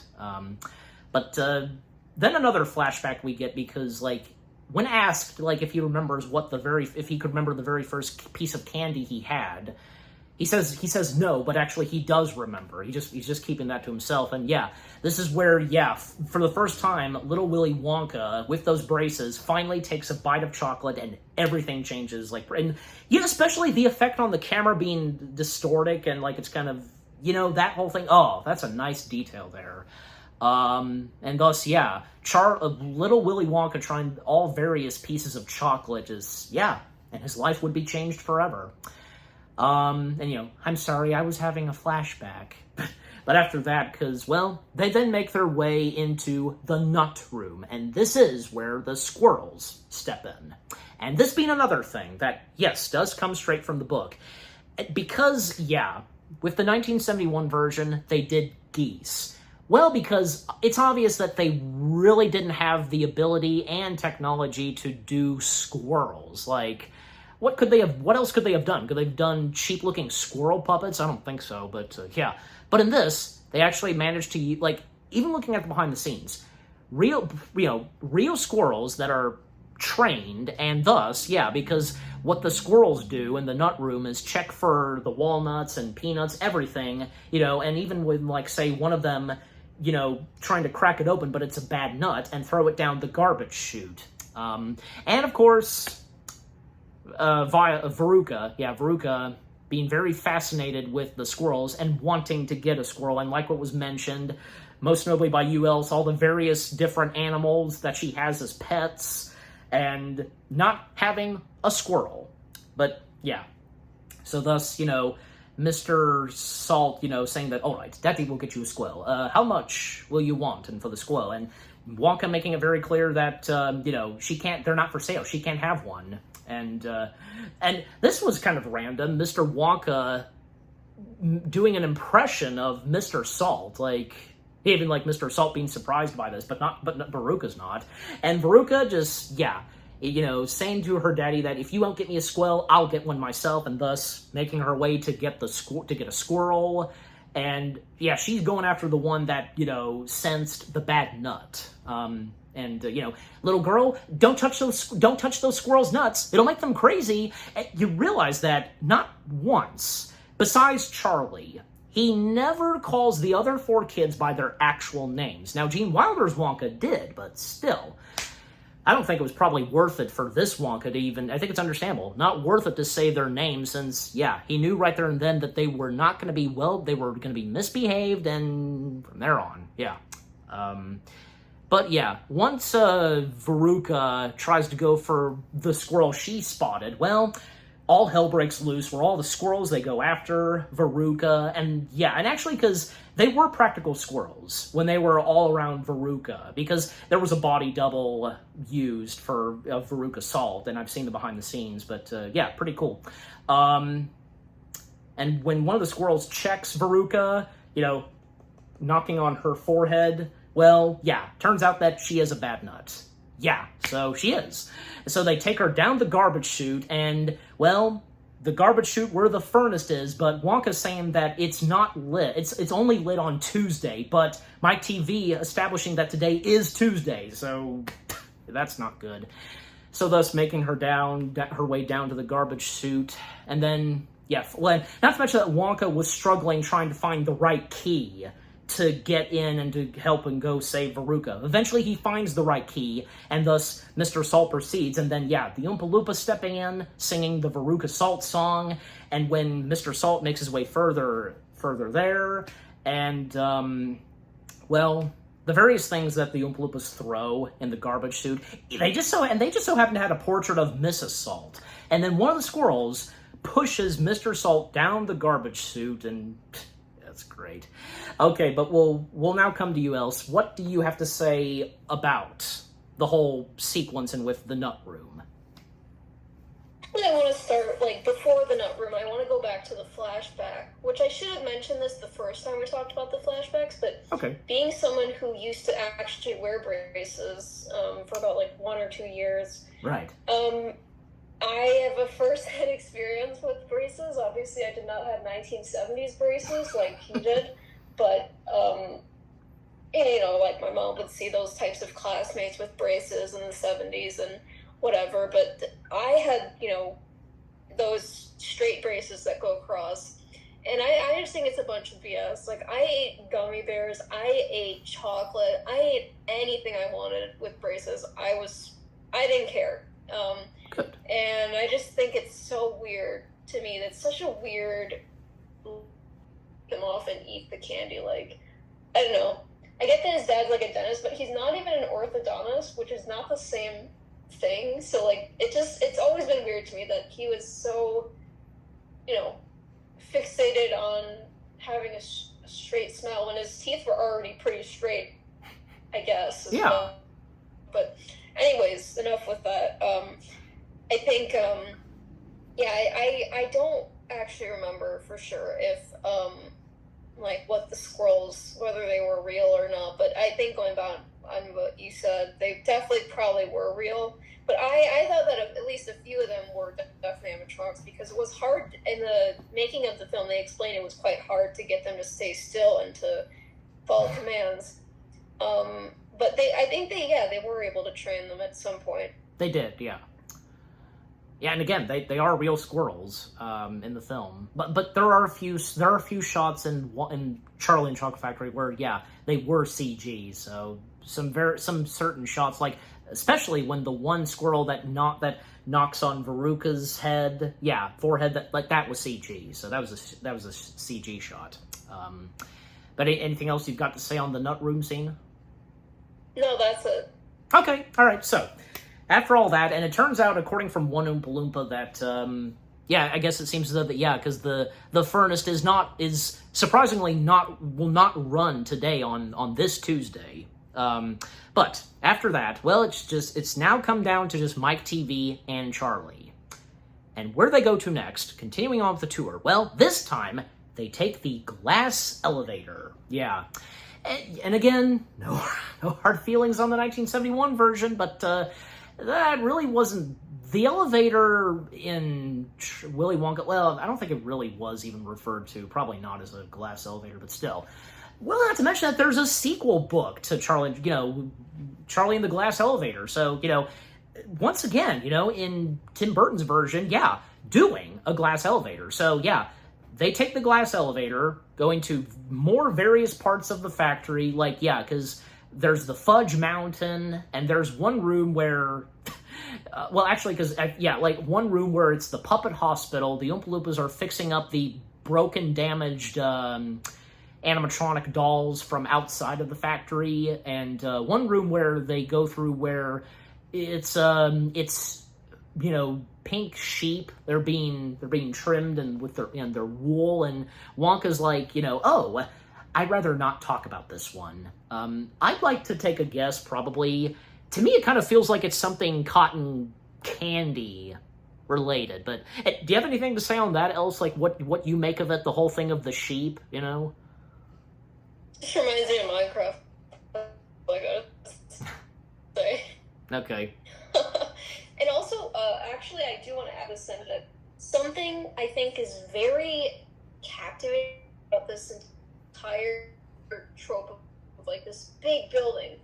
As a child, especially, but even as an adult, when I would want kind of fear, and I know that might sound strange, but it's the sense that this place is so big and so intimidating. It's more of an intimidating type of fear than a anxiety fear or something. It's like, it just seems scary. Like, it seems like you're gonna, like, if you one wrong move, then you'll be trapped here forever, which is actually not the case, but they got lucky, which we'll establish at the end of the film. But yeah, in other cases, what if you're not lucky? You know, like, there is a sense of, like, you know, slight terror, like, or like slight anxiety whenever you're kind of thinking of putting yourself in one of those child's shoes. Although, to be fair, I'm getting them way too much credit. They would not have anxiety in this place. They are way too self-pretentious to even, like, fathom anxiety. Yeah, absolutely. But yeah, so again, the various rooms that they travel to, and like one where, you know, hello Doris, and literally it's Deep Roy's Oompa Loompa, like at a typewriter. That's great. And one room where they go through where it's like fireworks and such. Yeah. And well, because then like between Charlie and Mike, because bringing up about Candy having a point and such, and Mike saying something, but from Wonka's point of view, from what he hears, like he's hearing the voice of his father. Candy is a waste of time. And in our third and final flashback, because yeah, where things just get worse between the relationship between young Willy Wonka and his father, and just, you know, little Willy Wonka saying that he's gonna run away and travel. It sounds like he's going to travel the world, but not really. He's just going to go to like a museum or like a mall where there are various flags of the nations, and Wilbur Wonka just, you know, saying, you know, fine, go ahead, but I won't be here when you get back. And yeah, and literally, because when young Willy Wonka, he makes his way back to where, yeah, the dentist office is, his father, his business. Well, yeah, he said that he was going to go, he does, but the fact that he took the entire building with him, and with that, the organ music, the thunder, the lightning, just, oh my gosh, that was a crazy moment right there. I mean, you have any comment on that, else? It was really terrifying. You know, it was just sort of like this, you know, oh wow, it's just, you know, he wasn't kidding. You know, he meant business, literally. Yeah. I mean, it's like, you know, and I just thought such a sad upbringing, and you know, you really feel for Wonka in the sense that, like, oh, you know, so that's why he's this way. You know, I kind of feel bad now. Yeah, absolutely. But yeah, and that being the last flashback we get. But then after that, because Mike says to Wonka that he wants a bigger room, Wonka, you know, lets him to go ahead and push a button, and what Mike goes for is television, and thus the fourth and final room they make their way to is the television room. Yeah, so basically, you know, with what the television room is like, and basically, because we're demonstrating, you know, chocolate on television and allowing people to experience a chocolate bar through the screen, and they have to wear special glasses so, you know, their eyes don't melt, or how he specifically puts at it, and then Mike, like, just going on about television, and when Wonka just, like, you know, then says, "Mumbler! Seriously, I cannot understand a word that you are saying." Yeah. And by bringing out a huge chocolate bar, and by having it be teleported, be fired upon, making its way straight to a television where 2001: A Space Odyssey is playing, and the chocolate bar replaces the monolith. And, well, Wonka telling them to reach for it, and Charlie does it, and yeah, because then Grandpa Joe just like, holy buckets, and yeah, because literally pulling it straight out of the television, and, you know, it shrunk down to a proper sized chocolate bar, and Wonka encouraging Charlie to eat the chocolate bar, just, you know, and thus, yeah, tastes exactly like a chocolate bar. And, you know, Wonka going on about, you know, you're sitting at home watching television, and Wonka's, you know, a commercial pops up, Wonka's chocolates, and then also Mr. TV bringing up about, like, if he could send anything else, like breakfast cereal. And the way that Wonka describes breakfast cereal is pretty funny. But then Mike wondering if, like, you know, live people can be sent. But, you know, Wonka's like, why would I do that? But then it just gets out of hand from Mike TV, then insulting Wonka calling him an idiot and, like, you know, not thinking he's a genius, but thinking that he's a genius. But, oh boy, is he so wrong, because he makes his way to be teleported, pushing the button, the red button, and, yeah, he finds himself teleported in the television. He's shrunk down. We get the Mike TV song, and like what we talked about earlier, and as you pointed out, Else, the Beatles reference, but a few other references, like, there's a little bit of a Kiss reference as well. Also, we have the Rock'em Sock'em Robots. We have a Psycho reference, the whole shower thing, but just, yeah. So, you know, what's next for Mike TV? He shrunk down. Well, Wonka, you know, suggesting that, you know, let's go put him in the taffy puller. Taffy puller, says Mike TV. And Wonka's like, hey, that was my idea. And, yeah, thus that's what's going to happen to Mike TV. The taffy puller will be used on Mike to stretch him out, to grow back to the right size he is, but what we would see next to Mike TV, yeah, until we get there. But let's come back to you, Else, because what do you have to say on the whole sequence and with the television room? Again, probably my favorite sequence. I'm biased. But I gotta say, it's sort of like a sickness, like, it's not that it's disturbing, like, it is disturbing technically, like, you know, especially when you see how it comes out, but like, it's the idea of a permanent altercation is just slightly disturbing. Like, it's the fact that they all don't technically get to go back to how they were, and I just think, especially Mike TV, it's the biggest with Mike TV, but it's just so disturbingly fascinating, and you know, it's like, it just, you know, he had every opportunity in the world not to cause that for himself, but, you know, he did, because he's a brat, and I think it just well deserved, you know. Yeah. And anything else to say on the television room? No, but I wish Wonka Vision was real, because, my gosh, like, you know how well, like, I mean, that would technically be a workaround for a lot of companies, and they'd probably not make as much ad revenue, but, because then what you could do is basically rewind. Every time you want to grab something, you just rewind, and then you can get infinite amounts of it. But, anyways, yes, that's how I feel about Vision. Okay. So, and after all that, well, because now it comes down to Charlie Bucket, and, well, because Charlie's the only one that's left, he's won. He's the winner, and Wonka being very pleased by this, and they're going to take the glass elevator once again, but, yeah, only to have Wonka slam his face into the glass elevator. He didn't see it, and, yeah.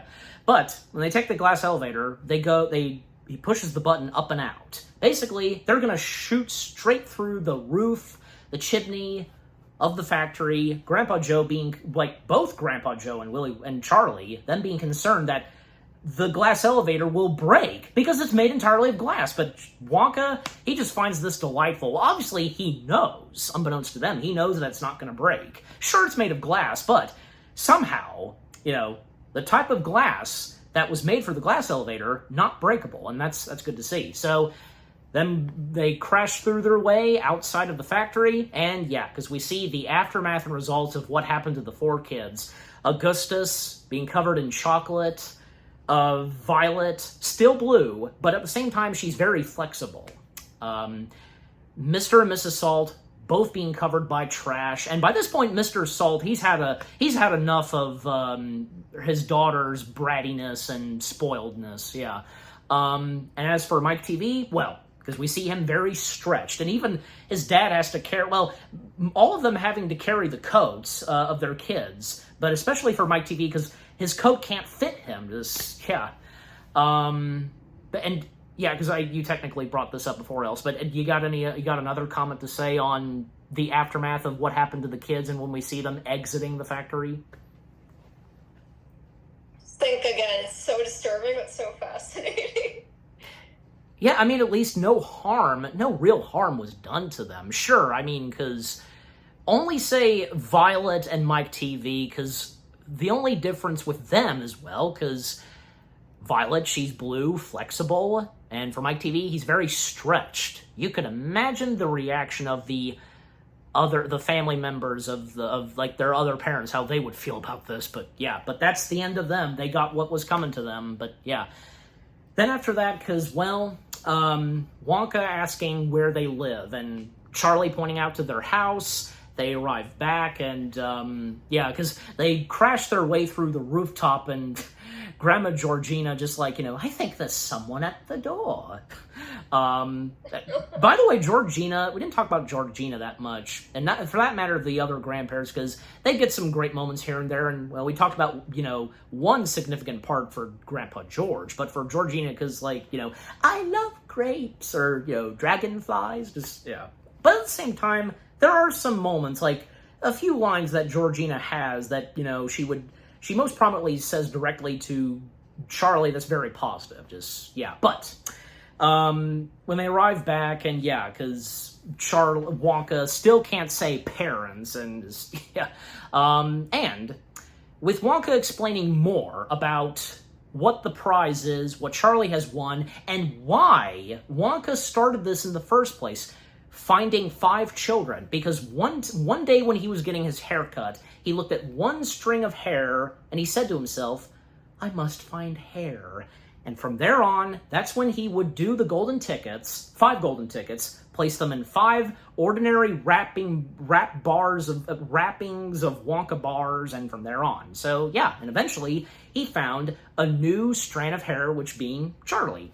And what Charlie wins is that he will be the next in line. Well, basically, he's going to work alongside with Wonka, running the factory, the business and such.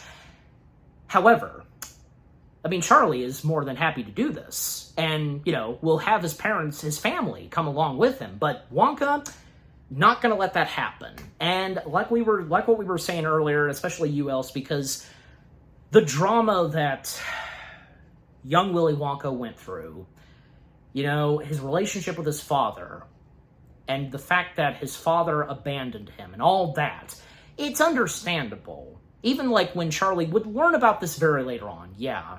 But, so it's understandable with why Willy will not have Charlie's family come with him and be in the factory and such, yeah. And because of this, well, Charlie, he turns down the offer, because he wouldn't, as he best puts it at this, that he wouldn't give up his family for the chocolate business, all of that. And that's very understandable. Of course, family's important. But to Wonka, yeah, just being very disappointed by this, and, well, he obliges, and, he accepts what Charlie wants to do, and thus he disembarks, and Georgina, knowing exactly what she says, that things are going to get much better, and they would soon. But we'll come back to you, Else, because what I talked about, and what more you have to say, because with, Wonka not letting Charlie take his family with him, and because of what he went through as a child, just, yeah, anything else you've got to say? I don't remember, was the scene where he revisited his father, has that already happened yet, or is that coming up? It is coming up, yeah. Okay, never mind. Then I don't have anything else to say. Okay. Well, I did, because I also stated that Charlie would later on know more about Wonka, and because of his father. But yeah, okay. All right, but we're getting close to the end of the movie, because yeah, the aftermath of after Charlie and Grandpa Joe visiting the factory, well, life resumes for the Buckets. They fix the rooftop while Grandpa Joe, kind of sweeps the floor some. And luckily for Mr. Bucket, he actually gets reinstated into the toothpaste factory, and especially he actually worked and fixed on the machine some. So yeah, looking good for Mr. Bucket. And yeah, it seems that everything's going pretty well for the Buckets. But then at one point, we see where, because Willy Wonka, there's a moment where Willy Wonka is speaking to his very own personal Oompa Loompa therapist about all that had happened, and just, talking it out. And not a single word does that comes straight from the Oompa Loompa therapist. I think we would all need a therapist like that one, I'm just saying. But yeah, so Wonka letting out what he had to say, and yep, the Oompa Loompa therapist listened very well. But then, what would happen next is, well, we see Charlie doing some shoe shining stuff. And, well, Wonka stepping in, and yeah, this is where they would meet with each other after a little while, and, well, this is where, yeah, because Wonka explaining to Charlie about the whole thing of, you know, about family and parents especially telling their kids what to do and not to do, just, yeah. And with what Charlie learns more about Wonka, and with the mentioning of Wonka's father, and which would lead to maybe paying a visit to Wonka's old man, and, you know, just from there on. And thus, yeah. But Wonka, he's not sure of doing this alone. But Charlie, you know, wanting, you know, will tag along with them, and yeah, that's a great idea. And Wonka once again crashing into the glass elevator, and he's got to remember where he parks that. But yeah, so they take the glass elevator, they just happen to find and locate where the building of Wilbur Wonka's dentist office is. It's like out in the middle of nowhere during winter time. But they make their way there, they meet with Wilbur Wonka, and this is the first time in a long time that Wonka has seen his old man, and Wilbur, you know, saying, "You have an appointment?" And, well, yeah, Wonka does. And in the dentist's office, Wilbur checking for cavities. Well, there are no cavities, because Wonka has some pretty nice-looking teeth, you know, and Charlie looking at some pictures on the walls, and, well, it turns out that Wilbur actually took some newspapers and hanged them on the wall where, yeah, news articles of his son's business, in which it turns out that Wilbur, all these years, has been very pleased and satisfied with what his son has been doing.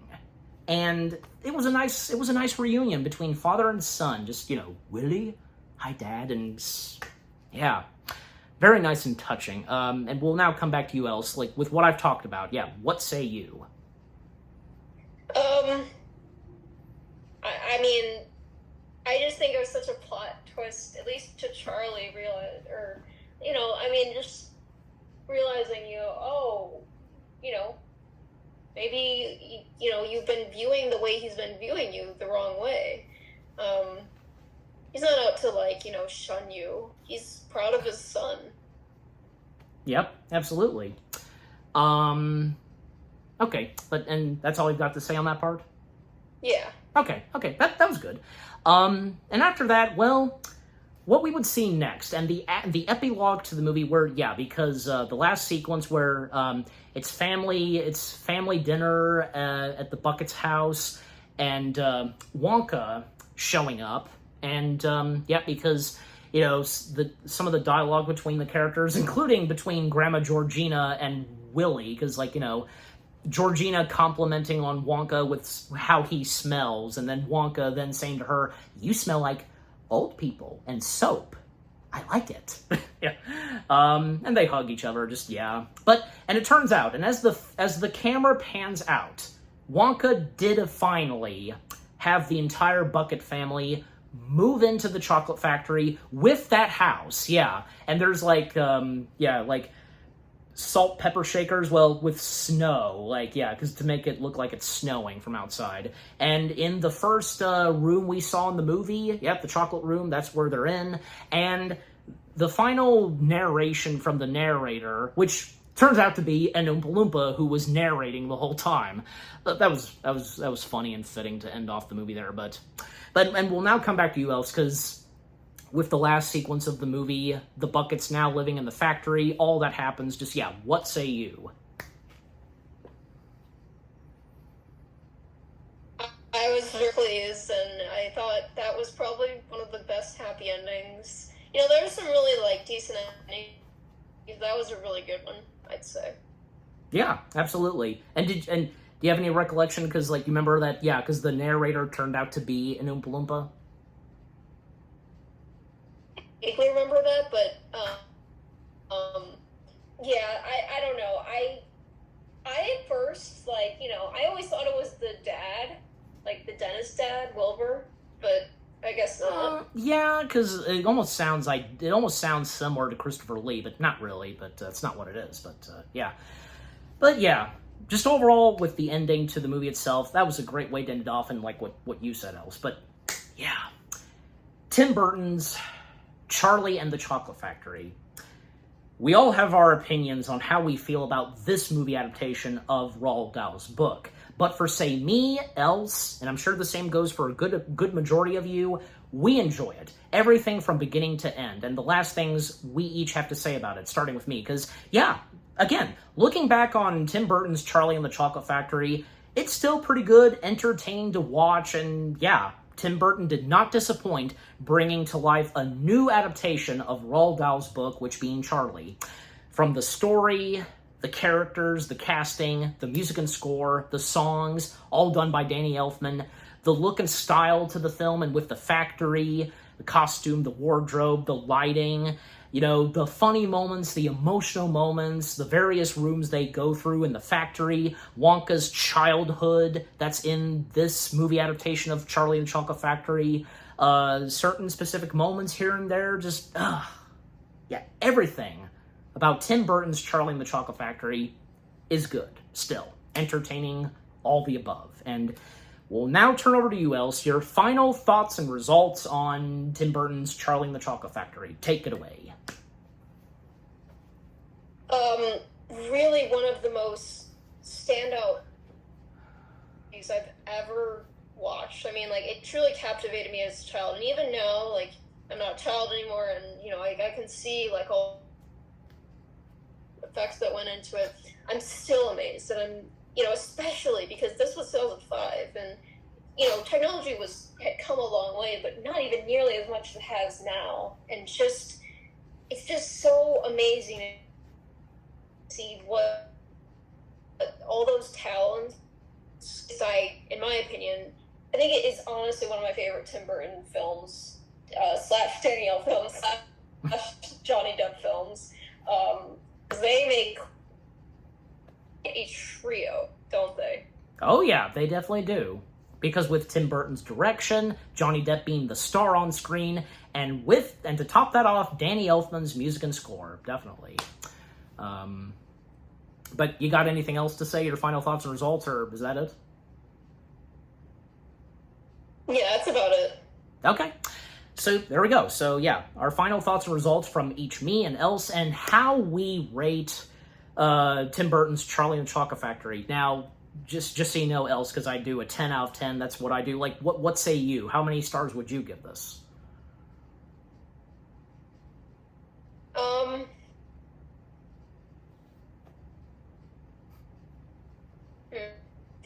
I'd say, yeah, I'd give it a 10 out of 10 too, because I see nothing wrong with it. Like, I know someone in the comments or someone in the back of my mind or somewhere, someplace will be crying in agony saying, no, it's the worst film ever. But I have honestly no complaints about it. Okay. Well, you know what? As for me, the same goes for me. Both me and Else, we give, it's our opinion. It's our opinion alone how we feel about Tim Burton's Charlie and the Chocolate Factory. We both give it 10 out of 10 stars. That's right. 10 out of 10 stars from both me and Else. And what about you guys? What did you think of Tim Burton's adaptation of Charlie and the Chocolate Factory itself? Is this one of your favorite movie adaptations of the book itself?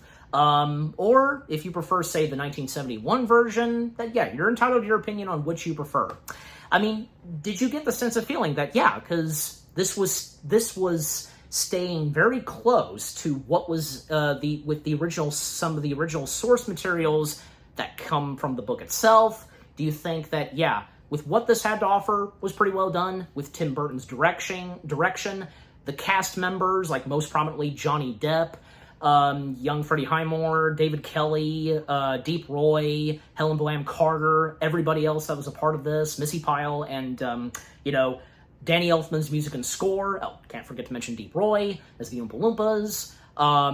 Do you think that the songs were fantastic? Do you have a favorite one? Do you have any favorite moments, lines, quotes? Did you get some good laughs and chuckles? Do you have any fond memories of watching this film? You know, when you owned a DVD copy and so on. Overall, what do you think of Tim Burton's Charlie and the Chocolate Factory itself? And with what me and Else, both of us had to say with our review, And yeah, what did you think of our review? Leave comments and give this review video a like as always. And so guys, with all that being said, thank you very much for watching. We hope you guys enjoyed our review of Tim Burton's Charlie and the Chocolate Factory. More review videos are coming your way. They're going to be awesome. Keep looking forward, and we will see you guys in the next video / review. And else, it's been a pleasure / privilege to have you be a part of this. This was a lot of fun. Yeah, thank you so much for being a part of this. No problem at all. I say the same. I say it's been a great pleasure and privilege. And it's great to, like, you know, actually be there when you're, like, you know, saying all the intro and the outro, and I'm really into a film that deserves so much praise, especially from an artistic standpoint, because I cannot get enough of movies that are so rich in art and creativity and animation, everything, all the above. So, thank you very much. Absolutely. Yep. And don't worry, guys, because she will be back for some more review collabs. In fact, we've already talked about, like, we've so far talked about, like, and have ideas of what we'll review next for other review collabs down the road. So, yeah. So, look forward to that. But, yeah, so with all that being said, and, you know, what's left to say, you know, say goodbye, else. Bye, everyone. Thank you. Yep, she says that. For me, again, we thank you so much for watching. Take care. Happy anniversary to Tim Burton's Charlie and the Chocolate Factory. And peace out.